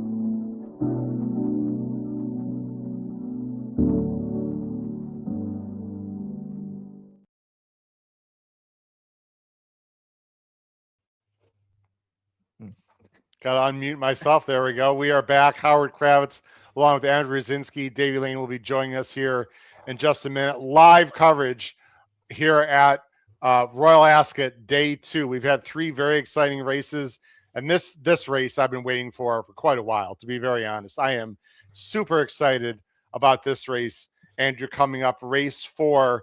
If you are new to the show or you're just enjoying the show in general, which I hope you are, please do a few things for us. First of all, on YouTube, there's a subscribe button on the bottom right-hand side of the screen. please hit that subscribe button on the bottom right-hand side of the screen on YouTube. Hit the notification bell on the top right, which will tell you when new shows are dropped here on the HHH Racing Podcast, and smash that like button below the video player. That will send the YouTube algorithm to our podcast, and so people will find out. We'd greatly appreciate that. You can also listen to our shows on Apple Podcasts, Spotify, and Anchor, and you can also follow us on X at HHH Racing Pod. Again, if you're not familiar with the show, or whether you are or not, we have live shows Tuesday nights, Wednesday nights, Thursday nights here in the United States. And we also have live show on Saturday, almost every Saturday, called Weekend Warriors, where we do have live racing on the screen. So we have live racing on the screen at certain tracks here in the States on Saturdays. Please check it out. We also, during the week, we do a lot of previews for shows and a lot of handicapping. But we also talk about topics in horse racing and whatnot. We have guests on the show, some famous, some not. But it's really, I'm very proud of our podcast. We've been here for 5.5 years. Davy Lane is back. Davy, this is what a lot of people are concerned with, best races at Ascot in quite a while, which is really saying something. Yeah. Not only because of the top two, but really there's a few others in this race that are extremely talented. Let me give everyone a little recap of what's happening in Davy. I did get your contest play. Thank you. I'll be putting that in the next 20 minutes here, as we have quite a bit of time to talk about this race. Let me take the banner, first of all, off the bottom there, because we are already back. So let me take care of that right now.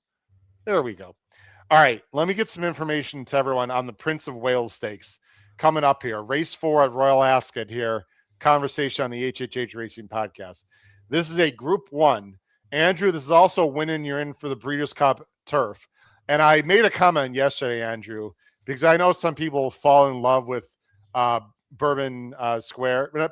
No. Is that the horse? Why am I drawing Burnham Square? Not Bourbon. Burnham Square. I don't say Bourbon. A lot of people fell in love with Burnham Square here, and I understand why. He's a very popular horse right now, Davy, in the States, long distance, well, middle distance as European standards go. Andrew, I don't know about you, but if any real good Euro comes over, even if Burnham Square continues to run well, I think they would blow by Burnham Square, including some of the horses we're about to see at Royal Ascot, Andrew. Yeah, I'd agree. And it comes to American competition, I think Square is probably the best of the best, but overseas, these horses just are different. And if they're going to come point to the Breeders' Cup to take them on, I like the Europeans' chances more than the U.S. chances there. I think so. Here's the current market right now. Let me talk about a few things, and I'll make it bigger on the screen. First of all, the two main protagonists here are Ombudsman and Deriz. Ombudsman won this race last year. He's won many Group 1s. He's won $5.5 million. Deriz is the ARC champion from France. Could be absolutely anything. I mean, the sky's the limit, Deriz. We don't even know how good Deriz is at this point. These two are complete monsters. Not only that, Malcolm, the one, is not completely out of it and just won a Group 1 last time. And, of course, we all know Mini Hawk, Andrew, who was disappointing a little bit in the Breeders' Cup Turf, but was coming off a very long year. This is a filly in the race. And then you've got some – See the Fire is actually not a bad horse either. And then you had some pacemakers fill out the other three. Some thoughts and questions, Davey, I want to throw out to you. First of all, the time form ratings in this race are completely off the charts. This is, again, courtesy of our good friends at the Anti-Poster. You see the time form ratings 142 and 144 for Deriz. And if people want to know what those bold red means, there is a chance for improvement. But the official ratings, Davey, that people see on the left side of the screen, I want you to talk about what these official world ratings are, because these are the ones that are probably the most respected, I would say.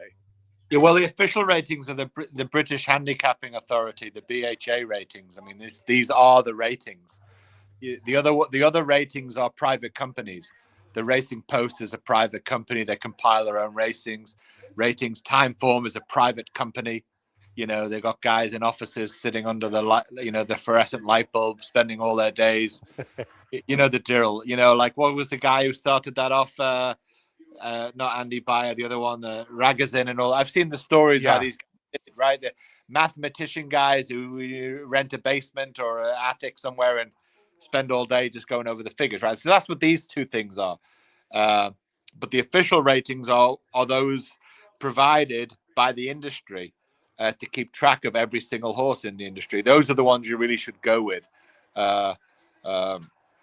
You know, if I mean, the reason people win money at betting is they don't necessarily go by the ratings. They go by their own nose or their own eyes or what have you, and they're ahead of the ratings. That's the trick, isn't it? Right. So I would agree. So I'm just looking at the update. Look at what's going on in the Twins Fires contest. Chris Couples is not only in first, he's also in second. There are less entries today, and it's not quite. I think you can still enter. I'm trying to think. There's another 10 minutes to enter. I am in fifth right now. Davy is in ninth. Again, this is Davy Lane there in ninth. There's a long way to go, but Chris Couples, congratulations. Let's see. He did a win bet. Actually, he hasn't touched that entry since the first race, and he just did a win bet on a win in place on the one who actually came in second. So good job there, Chris. So Chris is in first and second. I'm in fifth right now. Davy is in ninth in this. All right, Davy, let's get to it, my friend. Davy, first question right out of the box. Is this only a 2-horse race, basically? No, it's not. It probably will be 2 of them going down the lane, duking it out. But this is probably a 5-horse race. You got to take away the pacemakers because Gosden, despite everything we've just said about him complaining about the O'Briens doing pacemakers, there's 2 horses in here that are pacemakers. You know, you've got what's the Mississippi River and Devil's Advocate's a pacemaker for the Ombudsman for sure, right? Mississippi River is just running for Mini Hawk's benefit. So they're both running pacemakers today. So you can rule those 2 out almost certainly. These aren't rabbits that could win, such as Quirat last year in the Sussex Stakes. So that leaves you 6 horses, right? And one of them, the longest shot of those that has a chance would be See the Fire. That was second in the Group 1 Opera last year at Longchamp. But Murphy rides for Balding.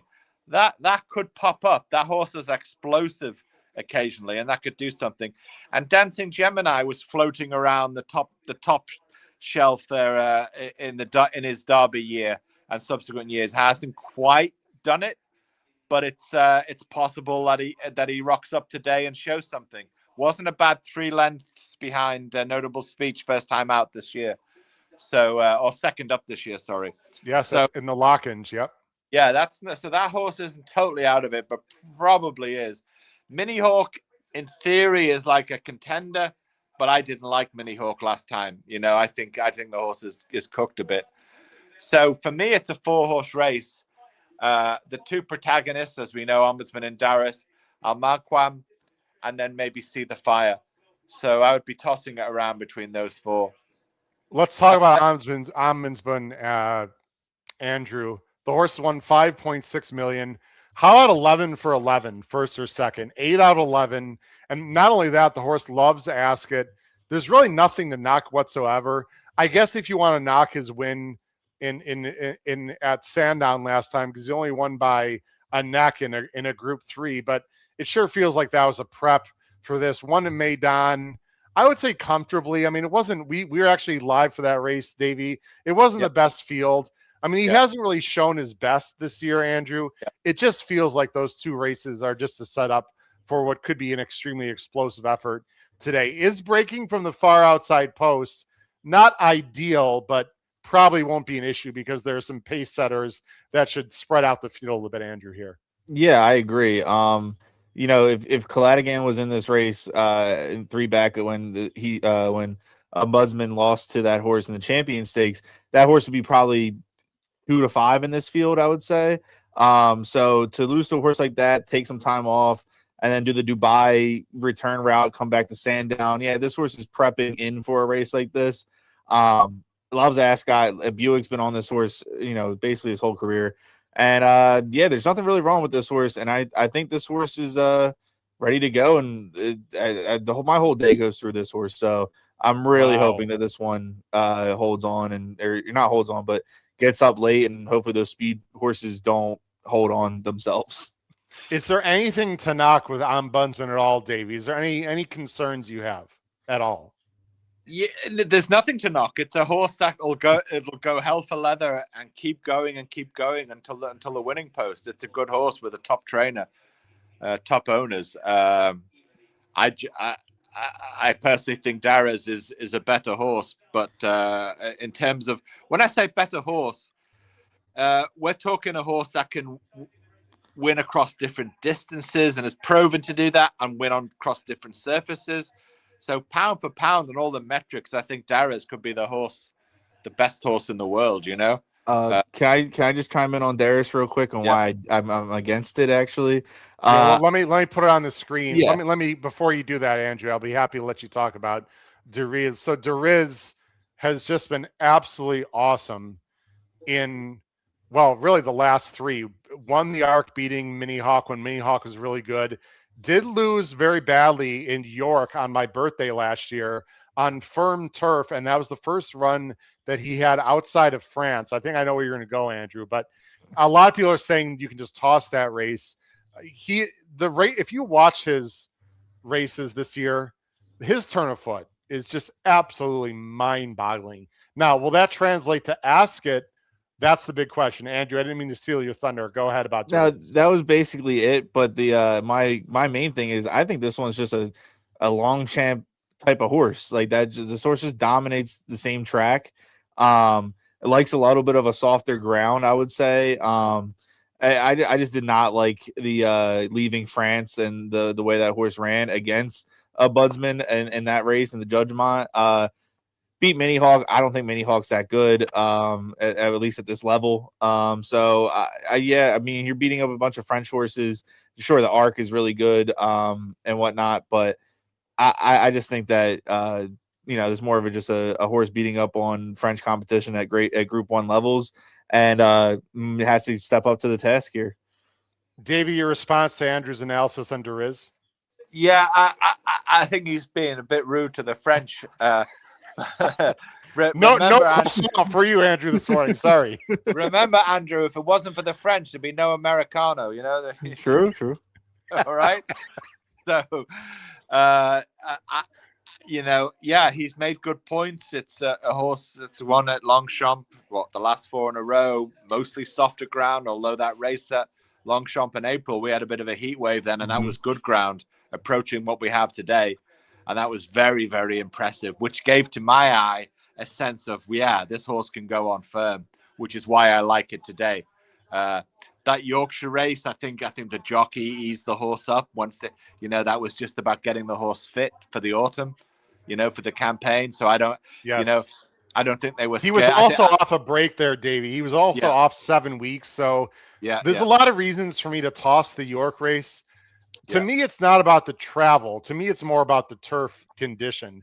Because if this race was on soft, I would really like Deriz even more than I do.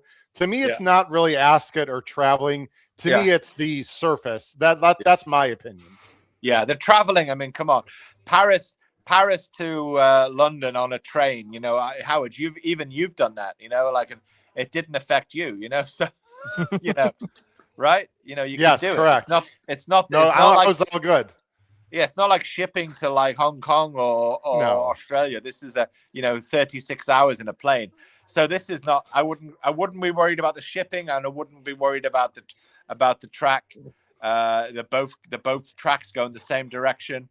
Hey, Davey, we got a little bit of a pushback from Sean O'Neill historically. If it weren't for the USA, Davey would be speaking German. Yeah, okay. Well, yeah. Well, hey, I would add, not to get this political, I would agree with that very strongly. And I would also thank the Russians for stepping in to stopping the Germans as well. So that gets forgotten. Anyway, that's my politics. Let's Anyway. talk about. So let me give my opinion, and I want to answer Patrick's question. Here's my opinion. Deriz has the bigger upside, and based on the prices, and this is what this game is about, right, Andrew and Davey? It's not. We're not running these races in a vacuum. Based on the fact that that Deriz is right now almost twice the price, Andrew, as Ombudsman, 9-5 versus even money. Now that might change in our whirlpool. Based on that, and based on that we don't know how good Deriz could be, I would put a big win bet on Deriz. Now, I'm not doing it in the contest. I just want to make that clear. And I'm not lying because I'll show my contest play because I am making a play here. But to me, Davey and Andrew, on a win bet, Deriz is the play. Agree or disagree? And then I want to talk about I'll mock him, Davey. Yeah, I would agree on it. If the prices stay, but there's a chance you'll get a late plunge another direction, you know. So we'll see. I agree with that too. Yeah.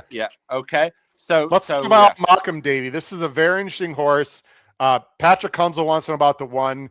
Kieran Schumark, Ed Walker just won his first Group 1 in the Tattersall's Gold Cup. Got a 1:27 time form. Is maybe, I would say, a full half step below the top two, but is a lightly raced 5-year-old and is not incapable of winning this race. Well, he beat Ombudsman at Sandown back in May last year, so correct. This is not a horse he's scared of, I mean he's not that far. Bay City Roll, all right, he won on soft ground, but this is a Group 1 horse, and he's going to be right there. And it's not a 2-horse race. It's going to be a tough race. I don't think he's quite as good as these two. But they could all cut their throats, and this See the Fire with Oisin Murphy has got a kick, and that horse could fly through as well. I wouldn't rule her out, although I do see it as a 3-horse race. I see it as the Aga Khan and Ombudsman. Yeah, but the thing with Darius has been shown. It needs, will it be able to go at the same fast pace for all of this race? It's got a kick, and that's useful for longer distances than this. Mm-hmm. Will it be able to go? Will it be able to go all of these fractions right the way through, which Ombudsman has proven he can do? Over the 1 mile too. So, that remains to be seen. But I believe Darez is the better horse. For people that are not familiar with these horses, Davey just made an excellent point. Let me go ahead and put us back full screen. Ombudsman is one of those horses, ladies and gentlemen, that just clicks off like 12-second fractions and is not explosive, but the Ombudsman's traveling, just the way that he goes, is very consistent and very, very fast. So he's not like an explosive at the end, but he's extremely good, with his normal pace. Meanwhile, Deriz is one of those horses that is more push button and can absolutely fly just like that. So the question is, will that translate, Davey and Andrew, to Ascot? Now we saw a horse, yesterday, very disappointing, of course, in the Queen Anne, that didn't run very well over Ascot. So would you rather have a horse, Dave, that has an explosive turn of foot at Ascot, or would you rather have a horse that just has extremely high cruising speed like Ombudsman? Just a heads up, they are loading into the gate. Oh, they are. Okay, great. Mm-hmm. Thank you. I didn't realize. Okay. I always prefer a horse with an explosive turn of foot personally. Okay. Yeah. Regardless of the distance. All right. They are loading. Sorry, Dan. Real quick. Yeah, because that requires the jockey knowledge, and Barcelona knows the horse. Just a few more left to load. All right, Davey, you want to take yourself off the screen? Here we go. The race of the day, the race of the meet, the Prince of Wales. Winning you're in for the Breeders' Cup will be Deriz. Will be on Ombudsman, and will be an upset. Enjoy the Prince of Wales right here on the HHH John Gosden was able to do it Racing back in Podcast. Good luck, everyone. 1995 with Mutaram.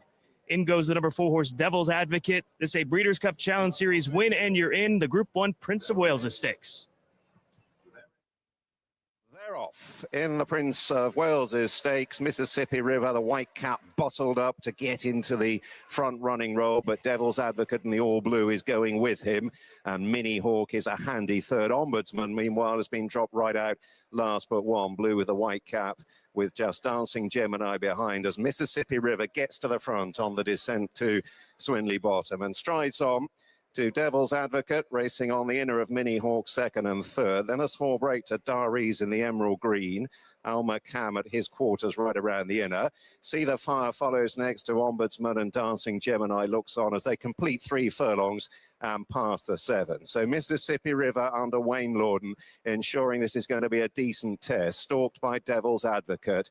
And they're a little way clear of the main group of the field, who are headed by Mini Hawk, who's been reined back off the pace as they ascend to halfway.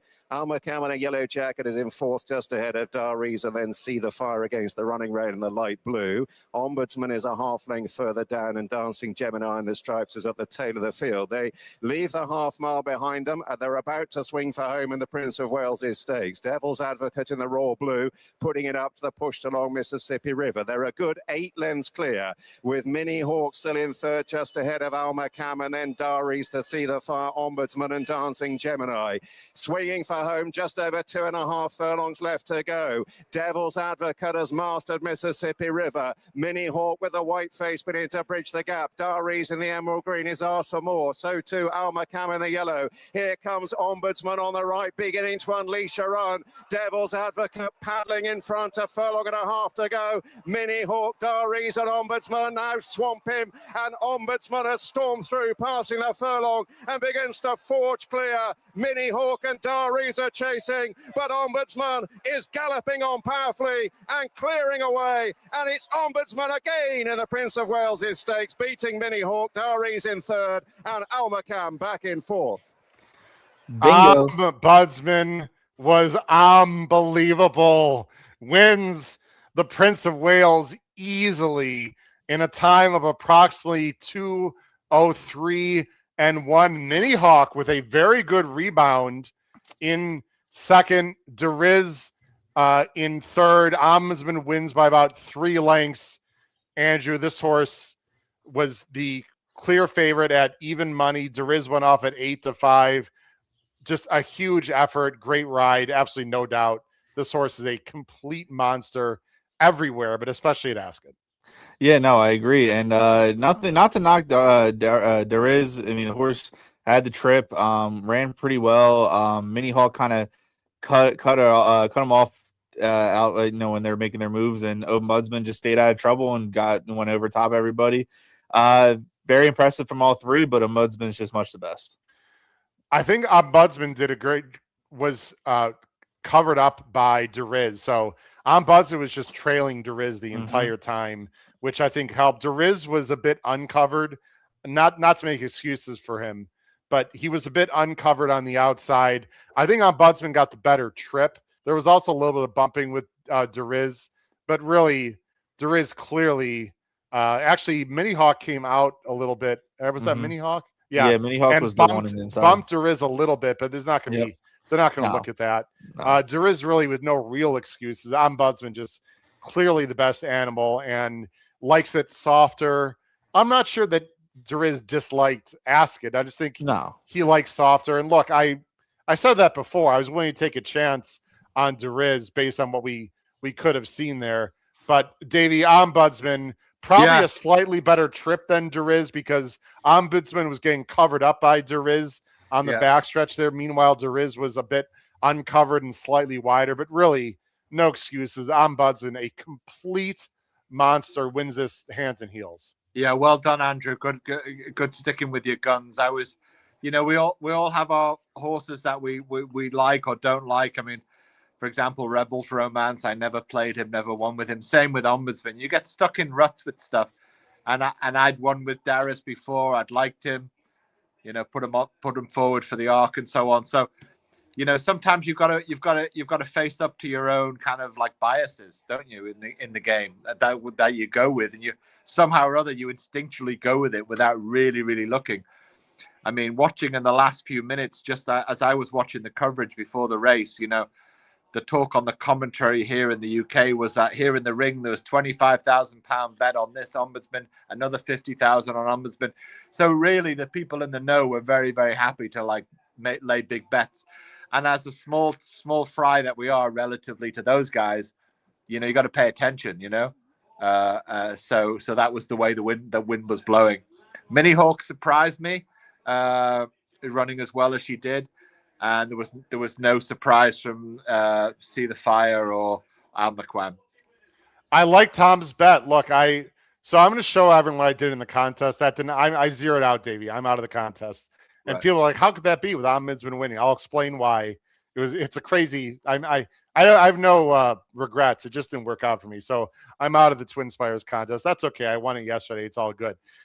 Davey and Andrew, I know some very smart people that have podcasts overseas that I respect. Thought that even money on Ombudsman was actually value. You don't have to have value, for 10-1, right? Value is in the eye of the beholder. If you think, and you did, Andrew, that Ombudsman was almost a sure thing and could have been easily 2-5 or 3-5, let's just say, you're getting twice or 3 times the price you think the horse should have been at even money. I tip of the cap. I have no problem with anyone who put a big win bet on Ombudsman. I totally get it. I didn't do it, but I tip my cap to people that did. Yeah, I did for my bankroll. I did basically like a 4 or 5 unit win bet on that horse. So my usual win bet is around $5 or $10 a win, depending on how much I like it. I threw 25 to win on that horse. So and I singled it in the place spot 6. So now I got the last 2 legs and I got some coverage. I got 5 deep by 4 deep for the next 2 legs. So hopefully catch some prices and make some money. Yeah, I'm actually alive in the place pick 6 also. I'm only 2 by 2, Davey.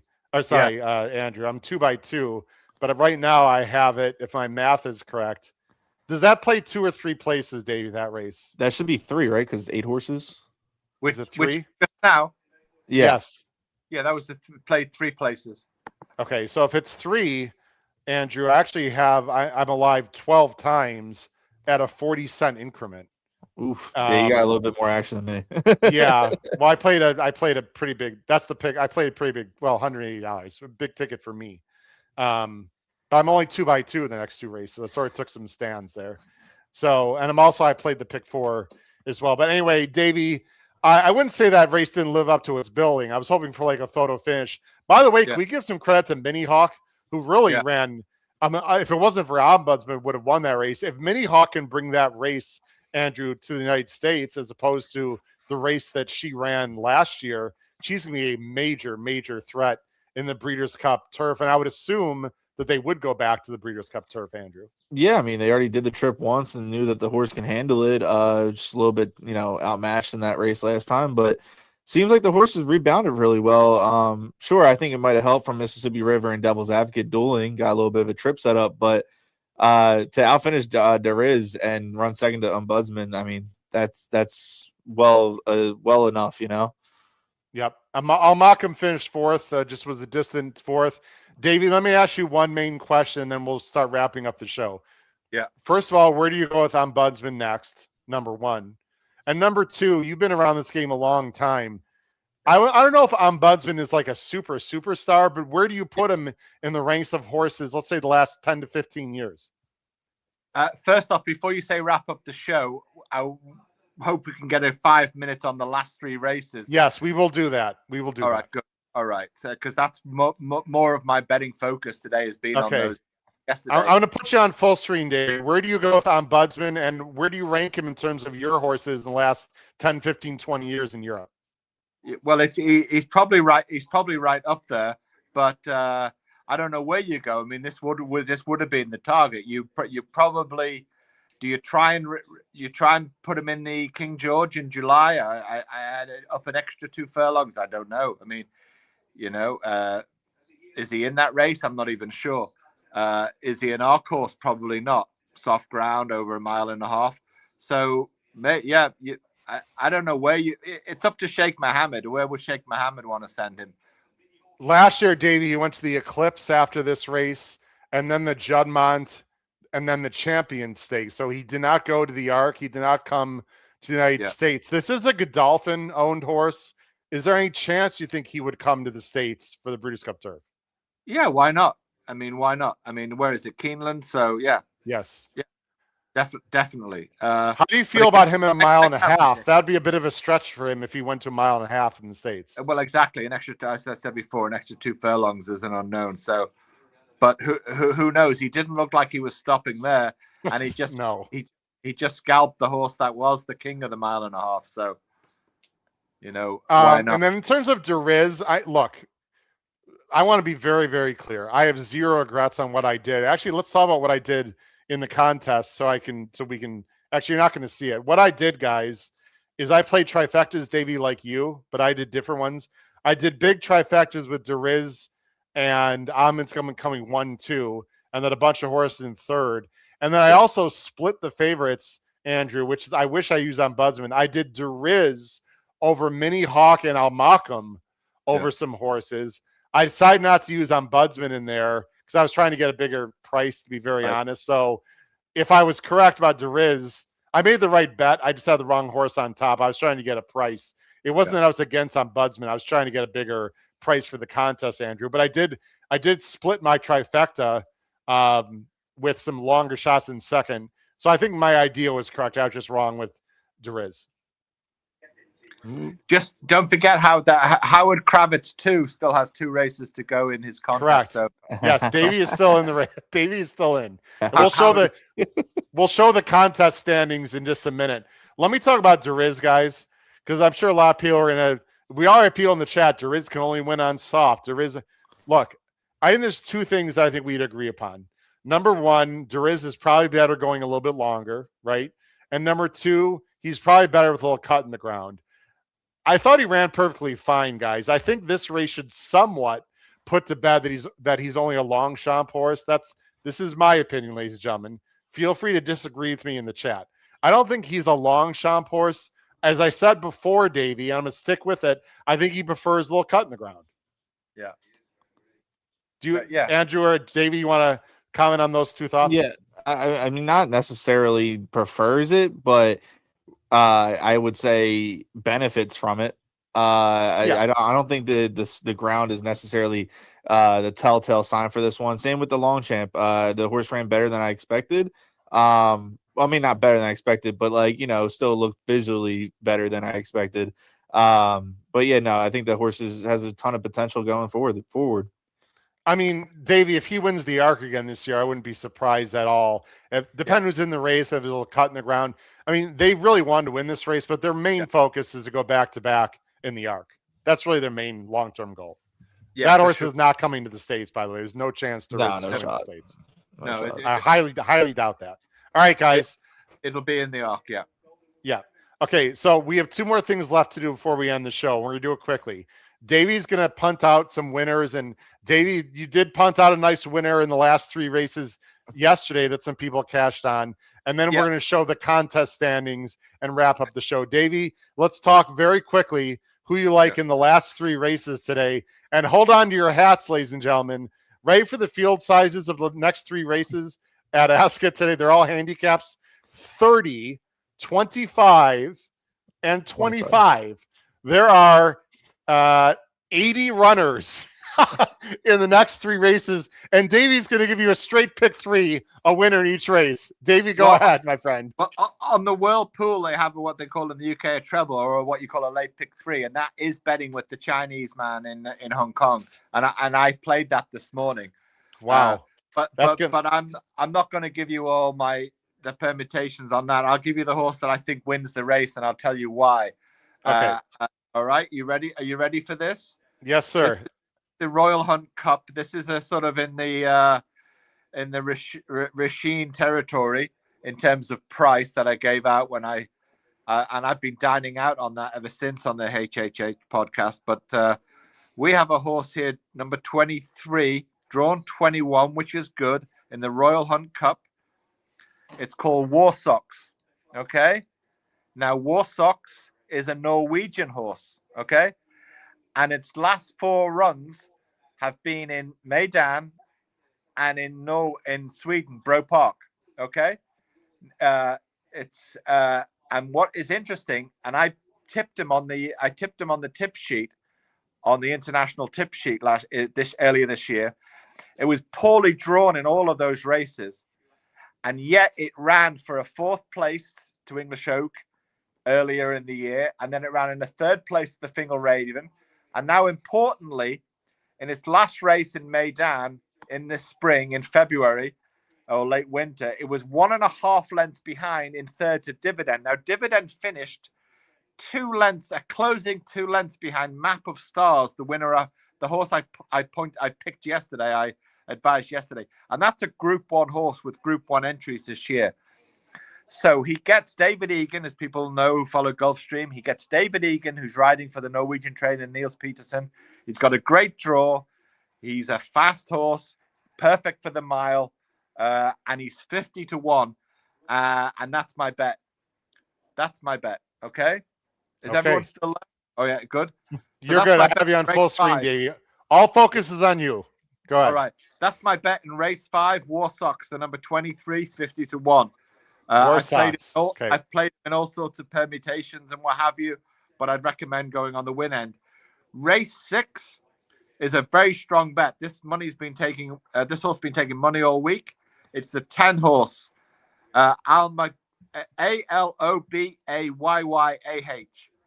Alobayah.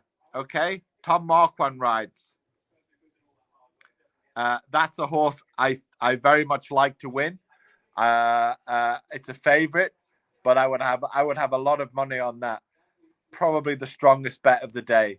Wow, the number 10 I'm also horse. on that horse. I'm also on that horse. It's 3-1. Andrew likes that horse. The number 10 in race 6. That's okay. And yes. In the last race, I would have 3 horses. The 3, well, if you want to just go on the winner, I would go with O'Brien again. The 17 drawn 2, Sergei something or other. I can't pronounce it. Sergei Dakilev. Yeah? Yeah, Sergei Diaghilev. Yeah. I've been working on my Russian, Davey. Yeah, okay. Now a wild chance, and there's two that could make an impression on that. The 13 horse, 1 number for Simon Menier and Isaac Swade. Watch out for that horse. Now that horse ran very green on its, didn't know what it was doing, but it closed like a train. And if they've got that horse in order, and the owners were selling horses in the last few days of the Goff sales, and we're in the Goff's hat. They didn't sell this horse, so this is one they want to keep. So it's between those 2, but one that could pop in for a try is the number 3, Alfred Wallace, drawn 17. So I would, if you want to play a try, I would use those 3, but I would say that the most likely winner would be the 17. Play an exactor if you want, the 17 and the 13, but the most likely winner would be the 17. You're against the favorite, the number 20 Controlla in that race, Davey? Yes, I am. Okay, very good. American Any other Pool. final thoughts for our punters, Davey? Andrew, we'll get you in a second. Yep. Davey, any other final thoughts in the last 3 races? No, I mean, I could have. We could talk about the next 3 days, but I think we're done. Okay. Well, yeah. Davey, why don't you give us one horse the rest of the week that you really like a lot? Is there a horse that you really fancy in the next few days? You know something? I would have to wait because the entries aren't completely out for every day. Sure. So I would hold on. I think the Australian sprinter in the Jolly Star is probably a good thing. Yes, Jolly Star could be very tough. Andrew, we really appreciate you coming on this morning. I hope you enjoyed the show. You gave some great insight and tipped out some winners. We always appreciate that. Your final thoughts of what you saw today, Andrew, or the last 3 races, if you have anything you want to tip out. Yeah, I can just give you my top pick in the next 3. I'm not going to go too into detail, but sure. I love the Aidan O'Brien in the last race. I think that horse is the goods. Ryan Moore getting on horses like that for Aidan O'Brien is always something to bet on. I like the 27 Indalo in the next race. It's my top pick there. All right. And then in the 6th race, as much as I love the 10 horse, like Davey said, I also am on Radiant Beauty, the 8 horse. Those are my top 2 in that race. But yeah, no, my best bet. I mean, sure, they were chalk the first 2 days, but I had Bo Echo and I had Ombudsman. So hopefully those best bets can keep rolling in the rest of the week. And no, I had fun time. Wish that exact in the first race hit, but we're up. We're up. So I'll give some picks here in just a second to close out the show. Yes, Davey. Just to let people know, and my particular book here in the UK, I'm getting 6 places on War Socks at 50-1, which makes it a great each way bet. That's why book, you guys can only get 3 places. So bear that in mind when you make the bet. You know, if that horse finishes 6th, I get paid quite a lot. Kenny Neely in the chat. Kenny Neely in the chat, Davey, is asking, doesn't Control have a form line with an earlier winner from this week? From Kenny Neely. Yeah, it does. But Victorious, like it's right. It was a neck behind. I mean, that's why the price contracted. But I think the Sergei horse is stronger. But that's just okay. Kenny, that's an excellent point. Let me give a few. Andrew, again, thanks for joining the show. Really appreciate it. Let me give some picks that I like going forward. This next race is extremely difficult, completely wide open. Great betting race. I like Labote, the number 16, quite a bit. Very interesting for Mark Zara. The other horse that I would tip out that I think is fascinating, and I'm trying to find the name here. I don't see the horse get scratched. Linwood I actually liked Linwood, but he's a non-runner now. Actually, yeah. How does that work in the place pot? By the way, Davey, how does that work? Because I have that horse.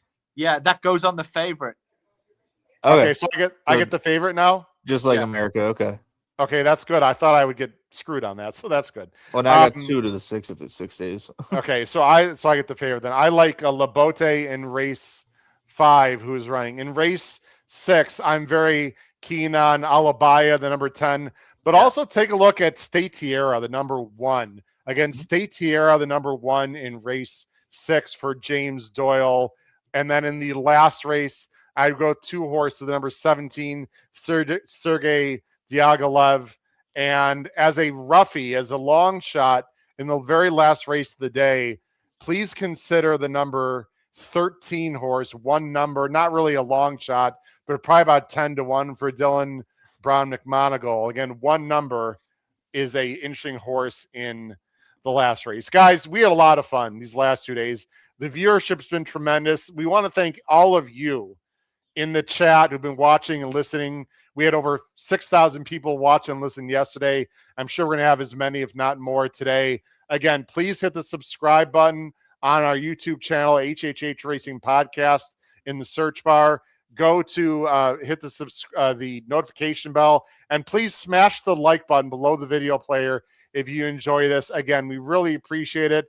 Please comment also below the video player what do you think about these shows? Should we do more international shows? Would you like to see something different? What did you really like about these shows? Please comment, not really in the chat right now, but more below the video player in a few minutes once it's up on YouTube, or if you watch as a replay. For my wonderful, fantastic co-hosts, Andrew Rosinski and Davy Lane, thank you very much, my friend, joining us from Liverpool, England. Of course, our international correspondent. This has been your host, Howard Kravets, for Royal Ascot Meeting, Day 2, Picks and Ponies, episode 476. Again, good luck to everyone the rest of the week. Crush your bets in any bets you play, and watch our shows, 2 of them tonight on our channel, and 1 on Thursday and 1 on Saturday. Cheers, everyone. Happy Royal Ascot Meeting. Take care. Have a great rest of the day. Bye-bye. Bye.